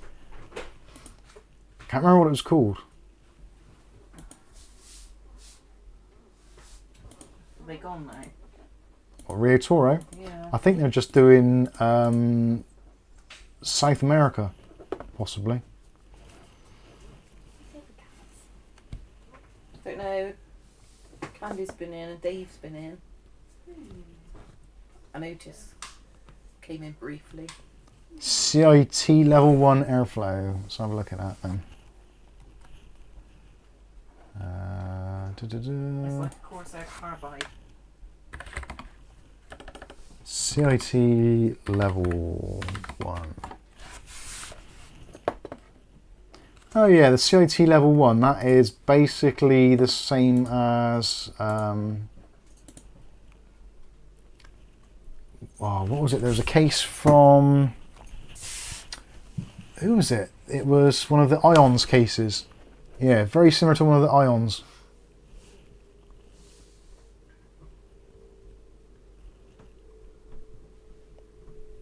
Is there any best CPU water cooler, or are they all the same? Right, when it comes to CPU water cooling, now you can... Channel for best cooler. You can, yeah, just search our channel for best AIO. And watch them all. Yeah, arguably, if you just want something which is cheap, cheerful, and does the job, but it isn't like stellar performance, but amongst the top tier, then the Thermalright Aqua Elite, which I will find now. I'm not sure how much they are at the moment. Actually, the V3. There's a V6 model, but I don't like the look of that one. So Thermalright. I have Thermalright AIO water cooling 360 now. Yeah, at the moment over on Overclockers UK, the Thermalright Aqua Elite in white, £40.99. Those are on pre-order at the moment, so they're waiting for stock to come in. If you go to Amazon, and we'll look for the same thing, so Thermalright Aqua Elite. £43 at the moment. Mick Woods, what happened to GameMax? Their budget range used to be okay. Yeah, GameMax have They haven't, not that long ago. GameMax have kind of lost the plot a little bit in terms of that. They haven't really done anything like cheap. Like they had what was the was it the Invader? Can't remember now. I'd have to have a look on our channel, but Kamikaze, GameMax Kamikaze. That is a brilliant little case. You see, actually, GameMax, that might even still be a thing. Yeah, GameMax Kamikaze was like the ITX. What was the other one? They had another one. Thermal Take as well. Did the S100. That was pretty good. Cock to back or something, wasn't it? Cock to back. Yeah, what was it? Cock. Oh, just cock. COC. GameMax Kamikaze. No, I can't see the Kamikaze. Maybe they've stopped doing that. I think they've replaced the Kamikaze with the Icon. The Icon was alright, but it had a glass front rather than mesh, which was like bizarre. They do that a lot. GameMax is one of those weird companies where they design these cases with like loads and loads of fans, but then stick like glass in front of everything, so they don't breathe particularly well. Oh yeah, because they had one, didn't they, of all those front panels. 3 different front panels of one case. Yeah. I hear GameMax PSU have a high failure rate, but is that just rumour? That is just rumour, because in fact here's one that actually arrived today, which I just bought from Amazon, and this was $31.99 for a 500 watt bronze. These are fine. I've used a lot of these and I've never had one fail yet, and I've used probably, it's got to be in double figures. Got to be in double figures. And you always tell people to let you know if anything fails. Yeah, if people, I always say to people, like when I sell a PC, it comes essentially with free support. So if anything happens to it, let me know, and I will do my best to figure it out. Actually, having said that, the GameMax Power Supply, the RGB one I got down there, that one was actually one that came back from a PC build, but it came back because they didn't like the noise of the fan. It was nothing to do with the actual power supply failing, they just didn't like the noise profile of the fan, so that was swapped out. So in transparency, yes, I have had a GameMax Power Supply back, but it wasn't due to failure, it was due to just acoustics, which I guess is one of those things. I personally didn't appreciate the noise of the fan in that myself, but yeah, I've been sent these for review and I buy them myself. So if that is any statement as such, there is the GameMax GP range. I wouldn't touch those with a barge pole. They are awful. those are the ones that you really, really want to avoid. But the Rampage ones or the, what's the other one? The RGB ones, they're good. O'Reilly? Game Max Cage, that was another one, yeah. Icon, yeah, iRolfman says that. Oxbod, is this a Mike's? Is this good at? Yeah, the AIO, the Aqua Elite, that's what's running my video editing PC. And if I didn't have a thermal take one in there, that would probably be a thermal right one as well. They're unbelievably good value for money. O'Reilly? Got a Q in front. Yeah, O'Reilly says, is it the pump cap you don't like the look of on the Aqua Elite 360 V6? Yeah, the pump cap looks weird. And then he's done another, it looks like Thermalright did a flower design. Ugh. The Thermalright do some bizarre designs. They really do. I wish they'd just do it a bit more plain. There's the, what is it? There's one model that which we have reviewed before. Not the Aqua Elite, it's some other of their sub brand. It's got really nice, like, discreet edge lighting. Just looks really nice.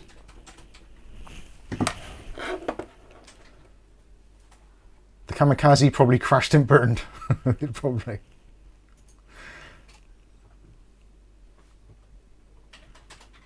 What else we got?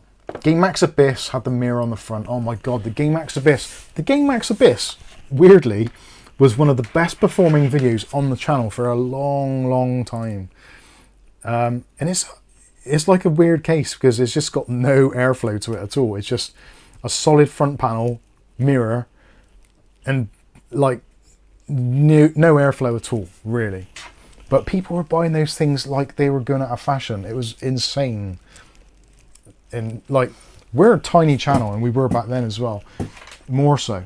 And the amount of people that we used to get commenting on that video asking questions, especially about like the RGB controller, how to get it to work and stuff. Oh my days.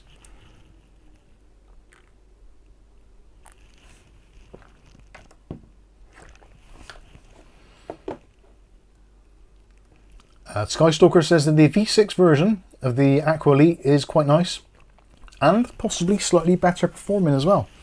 Interesting. Yeah, the V6 version, I think it's got like a, let me see if I can find it. Where are we? Thermalright Aqua Elite. V3. Is that the V6? Dan, off topic. Mike, what are your thoughts about Intel when 34,000 people are laid off? Yeah, I think it's partly a sign of the times, but it's also partly a sign of just really piss poor management. Intel have been in trouble for a long time, a very long time, unfortunately. Sorry, I'm just looking for this cooler a minute. Yeah, it looks like the V6 models are a bit more expensive here at the moment, about 60 odd quid. So yeah, sod that. Not worth an extra 20 quid. Yeah, Intel. It's a really massive shame.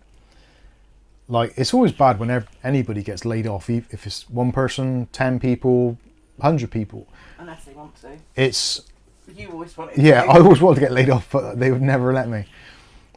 But I think, yeah, if Intel were, I didn't know that they were doing this. I know they were talking of layoffs, but I didn't think it was going to be 24,000 people. I struggle to believe or even contemplate where that, to me, sounds like it would be the entire company. Like, how many employees have they actually got? Well, I worked in that Western things like things that so many people had to go and stuff. I never ever knew of anyone who did actually lose their jobs there. It's weird, isn't come it? out with these huge figures though. Greg says you got me on the Montec Air 903. Yeah, that was a great case.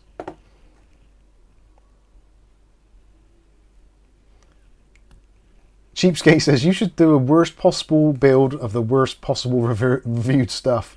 Oh my god, I would do, but it was just, it would be just so soul destroying just to relive it all.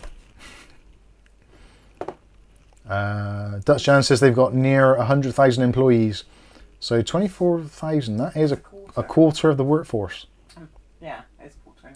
The thing is, Intel, over the years, especially like from the 8086 era, like back in the 70s, maybe even 60s, mostly 70s, 80s, and the 90s were the real boom time for Intel, and they just got to be such a big bloated company, and they had money coming in like money was literally coming out of their ears. They didn't know what to do with it, but instead of investing it into research and development as they should have done, they apparently did invest. Apparently there's always this thing that Intel sport more on research and development per year than AMD got as revenue. So if you take that into consideration, that is insane.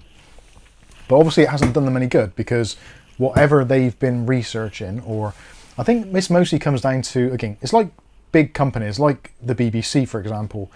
There are so many people in management positions that even if there is a really, really good idea somewhere, it's likely to get destroyed at some point or other by somebody further up the chain, or the idea being misused or misrepresented, or I don't know, whatever. And it's just like this big lumbering juggernaut, which even if they do need to change lanes, it just takes so long for them to actually decide, right, which lane are we going to go in. And or is it already decided? it's, yeah, most of it's probably pre-decided anyway, but it's just, yeah, it's bullshit. I struggle to fathom. I know how it happens, because the BBC is the same. The BBC, if it wasn't for the fact that the BBC was publicly funded, they would not exist. 100%. They spunk money like no business. It's just insane where money disappears to in that place. And if they had to actually get the views by selling advertising or for premium subscription plans and stuff like that, they would not have a hope in hell.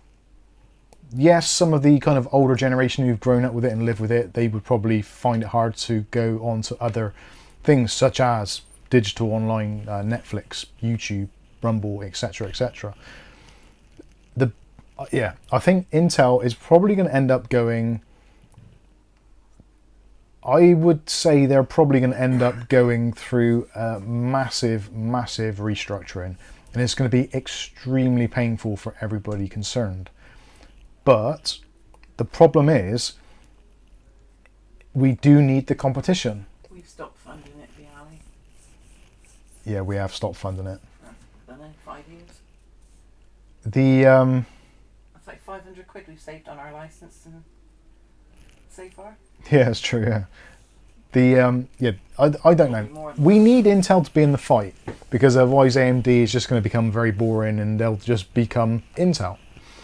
And they kind of have already, because the pricing is very much on par with Intel. It used to be that AMD was always traditionally considerably cheaper and often similar, if not the same performance. But there was always that price gap. Whereas now the price gap has disappeared basically. The performance gap is arguably tight, but not massive.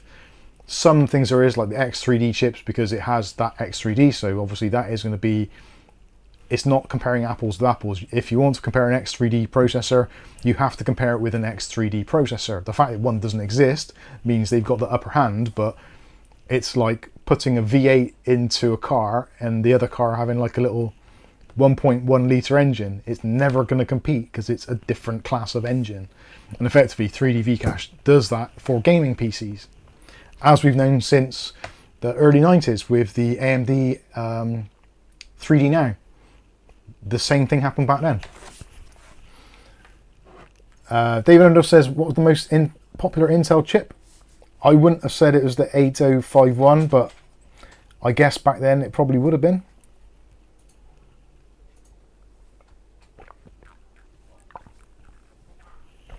I would have thought it was going to be the 8086, because that was in loads of stuff, and that was really the boom time. But I guess the 8051 is possibly even still used today, maybe, possibly. Anyway, Stephen Anderson says, Intel is responsible for a lot we have in our computers today, more than AMD is. Yeah, I think you're probably right there. Intel were the market leader, so they kind of decided which way they wanted to go, and the rest of the market had to follow. Remember you cried when you lost your Intel sticker? No. You did get all upset. Where had it gone? Did I? That Intel Inside sticker thing. I remember. Hey, Dave.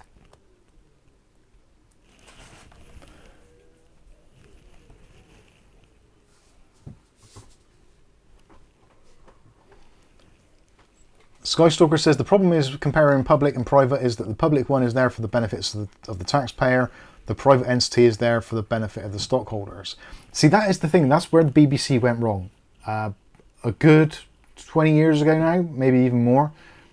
Actually, yes, more than about 35 years ago, the BBC kind of split into various groups.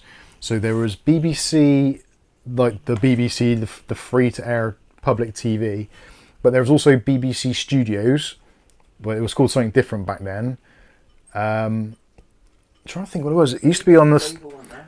There was the things when we used to watch the bottom videos, and it used to say distributed by BBC. Was it BBC Worldwide?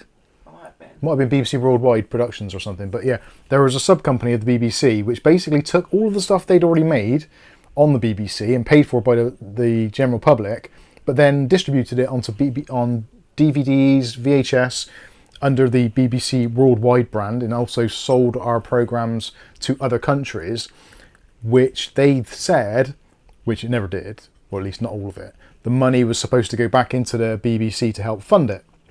But it never did. BBC Worldwide was a massive company with, I believe there were shareholders and stuff like that.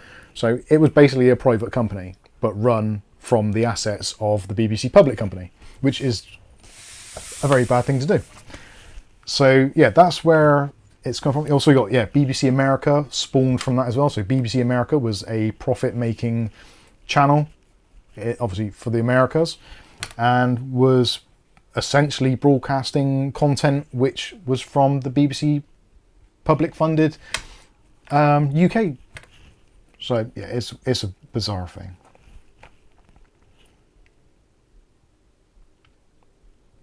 The BBC probably don't pay tax on the stuff they sell abroad, another scam.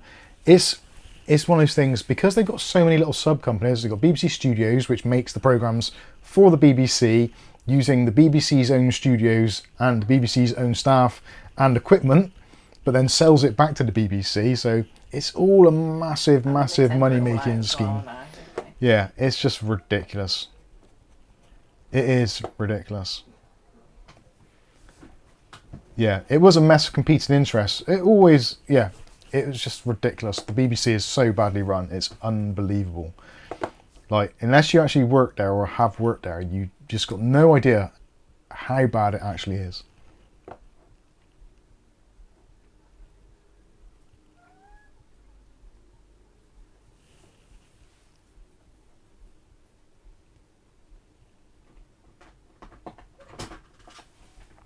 Cheapskate says there is a weird loophole with S4C in Wales where you don't need a BBC licence to watch it.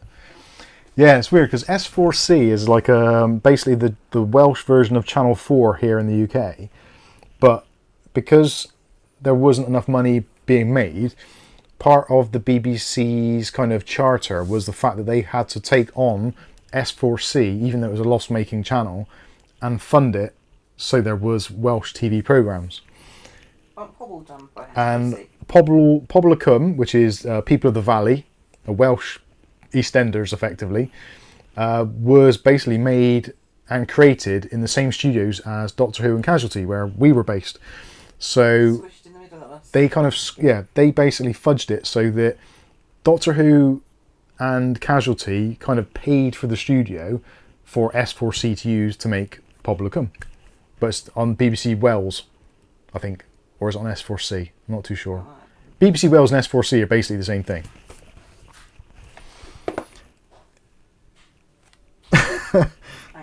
Brasher, I would not comment on that at all. There's definitely a lot of strange people there, that's for sure.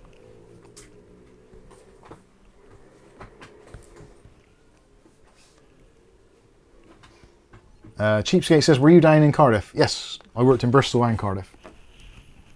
Down in Cardiff Bay. It's actually quite a nice place to work. Strangely. Very true, Violet Viali. Mike took me to the TARDIS once and I think he thought I was going to be impressed. I did. I took Kath up to the Doctor Who studios to show her the TARDIS and she was like... What is it? Yeah. I've never watched... Well, I have now, but I never had. It's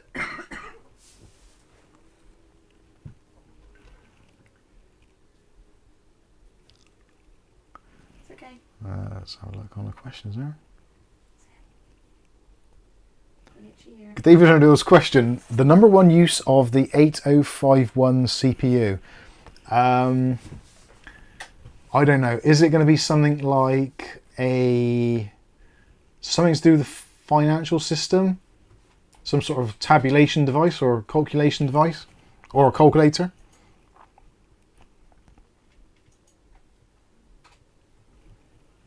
Jamie says, Doctor Who used to be good, not now.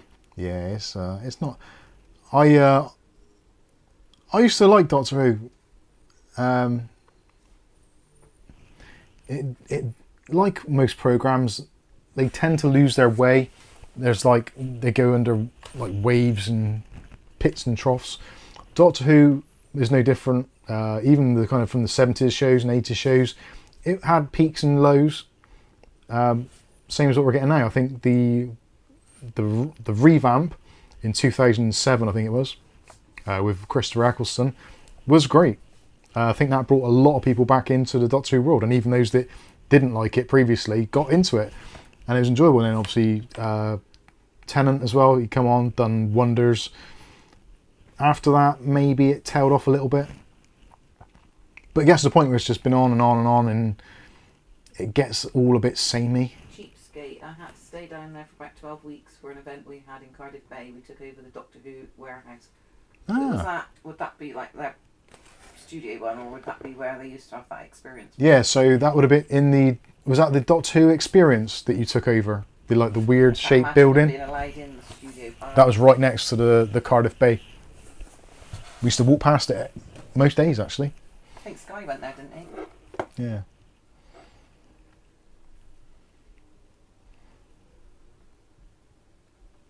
Yeah, Cardiff Bay is actually quite a nice place.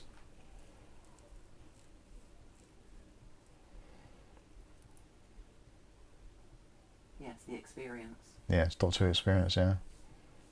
If you look at our 360-degree camera video, that's all around Yeah. there. Yeah, if you have a look on our channel for a 360-degree camera, And I'm even on Kath's in the video, and we do have a walk around that area.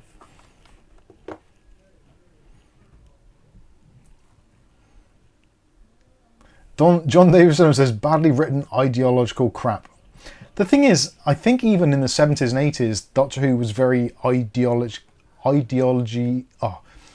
It had that sort of writing to it, but it was less obvious. It was more obscure or less in your face. Whereas now it's kind of like most things, it's just like they assume that most viewers are dumb and they just like, this is what we are trying to tell you, rather than having it very subliminal.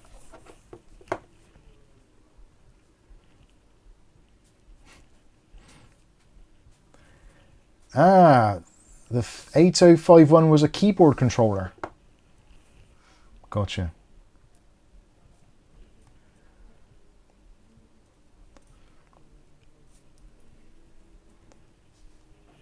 Should we give away some membership? Yeah, it's coming up towards that time. Let's give away some YouTube memberships, because we haven't done that for a while.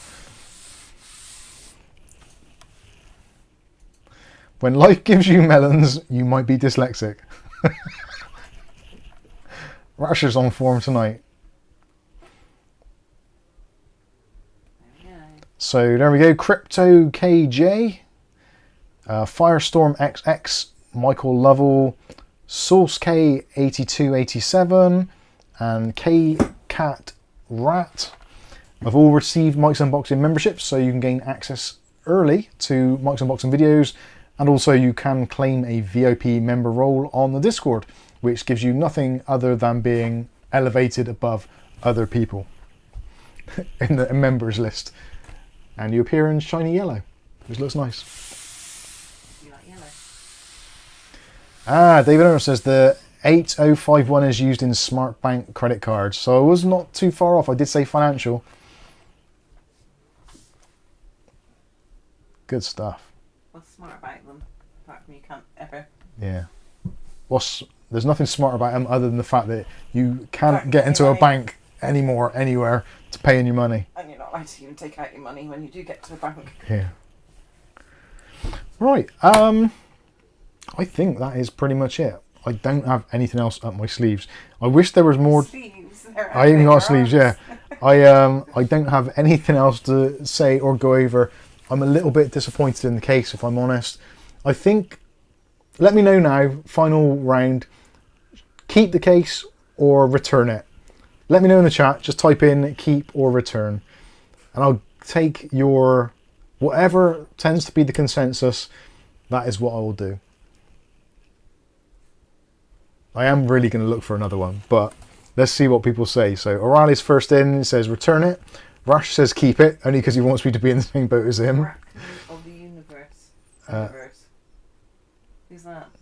They said DVLA still accept checks for certain things. Well, we've started paying our taxes by check again. Waldo says return. Viali says return. Sky says return. Marberry says return. Mick Woods return. G3 A3 return. Mook MC says unbox one of those M.2 coolers. I would do, but they are so small. Actually, we'll have a quick look at one. If I look at the black one, because that'll go. Wheelie bin the case, says Dave. Keep it for bonfire night. Keep, says the Bronc 9. Send it to Kerry, says Arcanoid of Andy Archer, says send it to Kerry. Kerry wouldn't want that. He would spit on it. Return, no brainer, says Semrab. Mark Gaines, return it, return. Darren says Sports Direct or Fraser's Group has gutted eBuyer. Yes, I did notice that. Yeah, for those of you in the UK, if you use eBuyer.com or had used eBuyer.com, they were undergoing some financial difficulties and they appear to have been bought out by the Fraser Group. Basically, Sports Direct, essentially. And yeah, they basically, if you go to eBuyer now, actually, I'm going to have a look. So is that House of Fraser as well? Yeah. eBuyer.com. I've never been there, I don't think. No. Oh, I went to your.com. I don't like it when keyboards go to sleep and don't wake up quick enough. eBuyer. Allow all. So yeah, it's basically computing devices, gaming, TV and audio, brands and home electrical. So they're now selling air fryers, toasters, kettles, juicers, microwaves. Let's show you that. So home electrical, there's eBuyer, so it's full of all the old tat. Right next to your Intel processors. Actually, let's see if they are still selling Intel processors. So let's go for the highly sought after 265K. No. Although to be fair, Sports Direct has got a bad rap, hasn't it? But George worked for them and he got lots of hours. They didn't treat him too badly, did they? No, it's true. How long did he work? 4 years or something? Yeah, I think it was. A long time, wasn't it? So computer components. They basically don't sell anything other than crappy smartwatches, mice, usual stuff. So it's essentially become Argos. And a load of crappy phone covers. And the Courage is better because at least they sell components.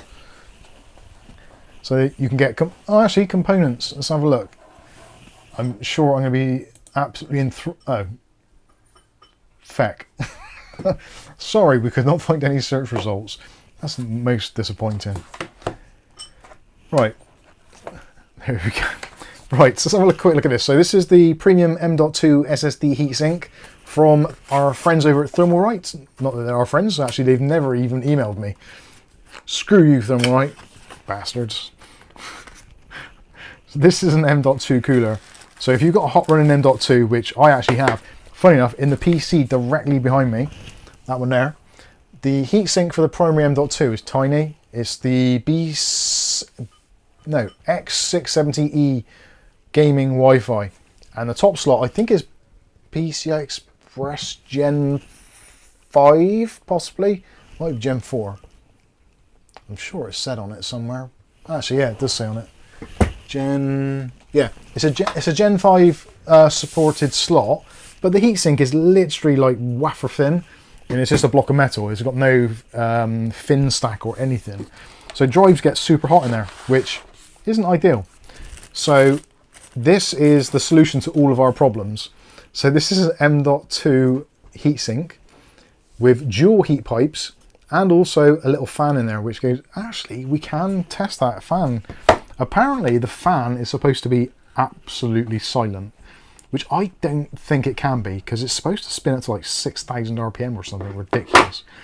So I would imagine it's got like a whiz to it, or something to it. So I'm going to plug in the fan controller, because we can do that. We have got the technology. Have you got the technology out? Got technology in it. And I don't think it's going to be a finger cutter, but bang! Jesus Christ. I'll keep you on your toes. Fair shout. Oh yeah. Oh, if you get close enough. Yeah, you can hear it from this distance, like, what's that, about a foot?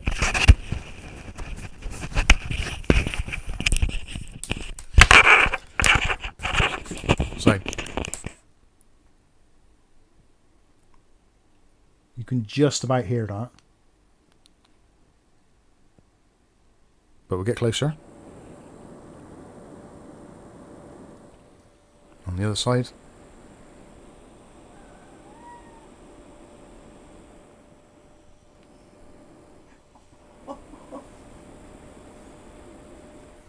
There you go. I was saying that to him.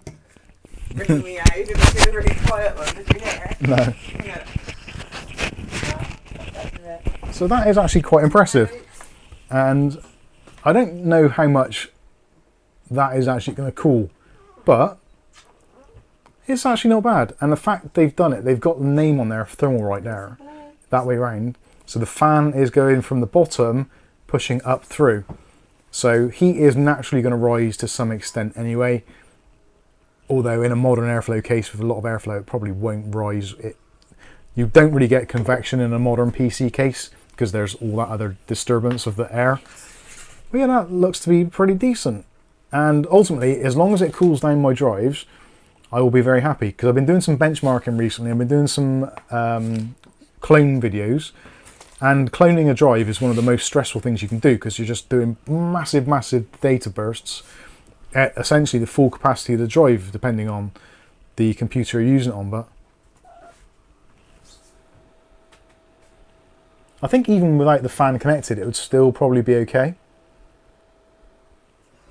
But it's one of those weird fans where up close you can hear it easily. But as soon as you pull it about a foot away, you can barely tell it's on. I don't think I'll be able to tell. Actually, let me see how fast that is spinning, because it doesn't need to spin at full speed, does it? MFI Center. Which window is that going to open up on then? Ooh. There it is. Right, let's open that. Pump fan. I'm looking at the pump fan thinking, oh, that's got to be it. So of course it's not. It's not an AIO, is it? Dipstick. I've got to resize this window.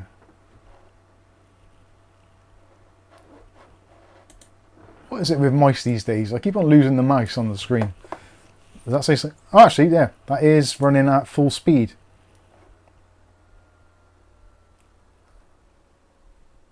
Oh, can you hear that? That's wound down a bit now. So you can actually have it temperature controlled to some extent, because you can go into your monitoring software and you could choose, like, well, on here we've got the option for system temperature, MOS temperature, chipset, or chipset B, so probably not as useful. But if you use something like fan control, you could tell it to monitor the M.2 temperature and actually have it to react in real time. So you could have it, actually, yeah, around about 2000 RPM, I think that is. No, that's almost 4000 RPM. Let's drop that down.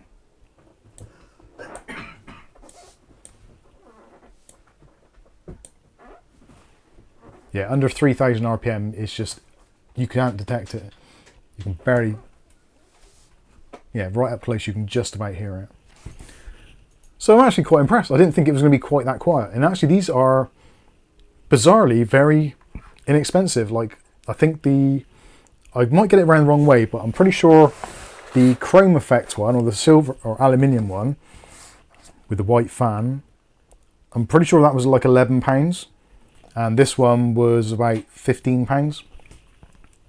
But again, for a cooler of that sort of size and that technology, I don't think that's money particularly badly spent. And the silver one, hopefully, should look quite nice matching in, because all the other heat sinks on that board are silver. So it's going to be a little bit smaller in there, but yeah, I think that's going to be alright. And actually the top plate of my graphics card is silver as well. Actually, the graphics card's bloody hot. So yeah, that's the silver version.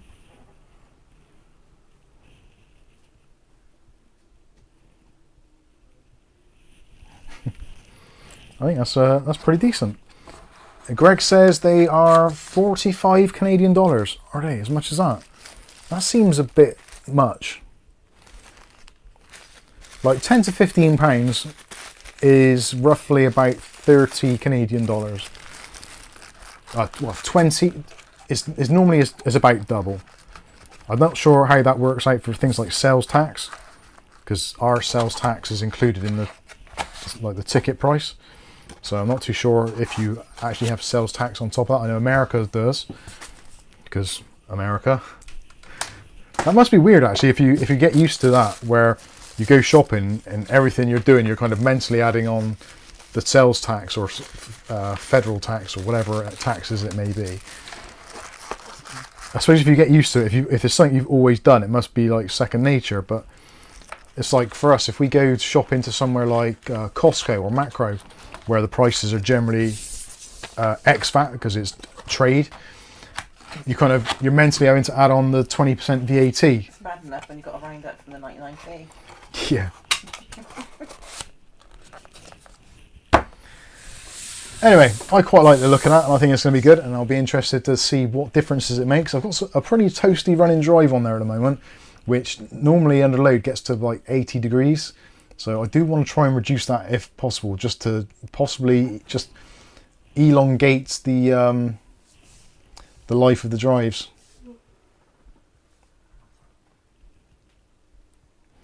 The RPM of the fan, so the maximum RPM of the fan was 6,000 RPM.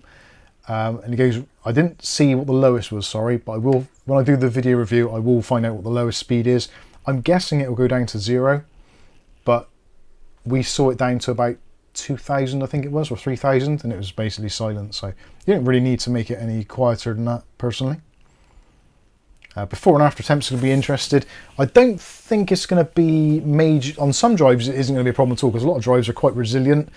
This is going to be beneficial for people that are doing kind of larger data transfers, but have maybe got a drive which doesn't have a DRAM cache, because those ones tend to get a little bit warmer because it's using the SLC pseudo cache and it's trying to buffer things in and out. So temperature wise, if that gets hot, it'll start bottlenecking a little bit and it will throttle down. So it's not really imperative, but again, it's one of those things, like us, most of us in PC, we don't need a water cooler, we probably don't need a massive tower cooler, but we do it because we enjoy what we do. We want our temps as low as possible and our FPS as high as possible. That is where it all comes from. So I think that is going to be pretty much it. Am I on the main camera? Yes, I am. Excellent. Bit gutted about eBuyer. That sucks. Where's the mouse gone? Cancel that. There we go. Yeah, so I think we're all good. thank you all for joining us tonight. Sorry it was a little bit late, and thank you all for your contributions, both in the comments section, on the Discord and all that kind of stuff, and also your financial ones, because they do help literally keep the lights on here, which is very good because it's dark at the moment, so you won't be able to see a thing. It would suck. So have a fantastic weekend. I think that is going to be it. Yeah. Thank you all so much for watching. Have a fantastic rest of your weekend. Again, if you want to see Mike's unboxing content for a short term only, we will be releasing all of our videos early onto Rumble. So if you want to head over to Rumble, maybe drop us a follow. Don't have to if you don't want to. Entirely up to you. If you can, that's nice. But it's more of a safety net, just in case anything happens to the channel. Our channel strike expires on the 31st of August. 33rd. The 31st of August. So it'd be nice to have that off my shoulder. That has been a long burden for 90 days or 3 months or whatever it was. So it'd be nice to get rid of that. So yeah, thank you all for watching. I've been Mike. This is Mike's Unboxing Reviews and How To. And hopefully we'll catch you in the very next video. Have a great rest of your weekend, and we'll see you next week, hopefully at the appropriate time. Have a great weekend. See you later. Bye.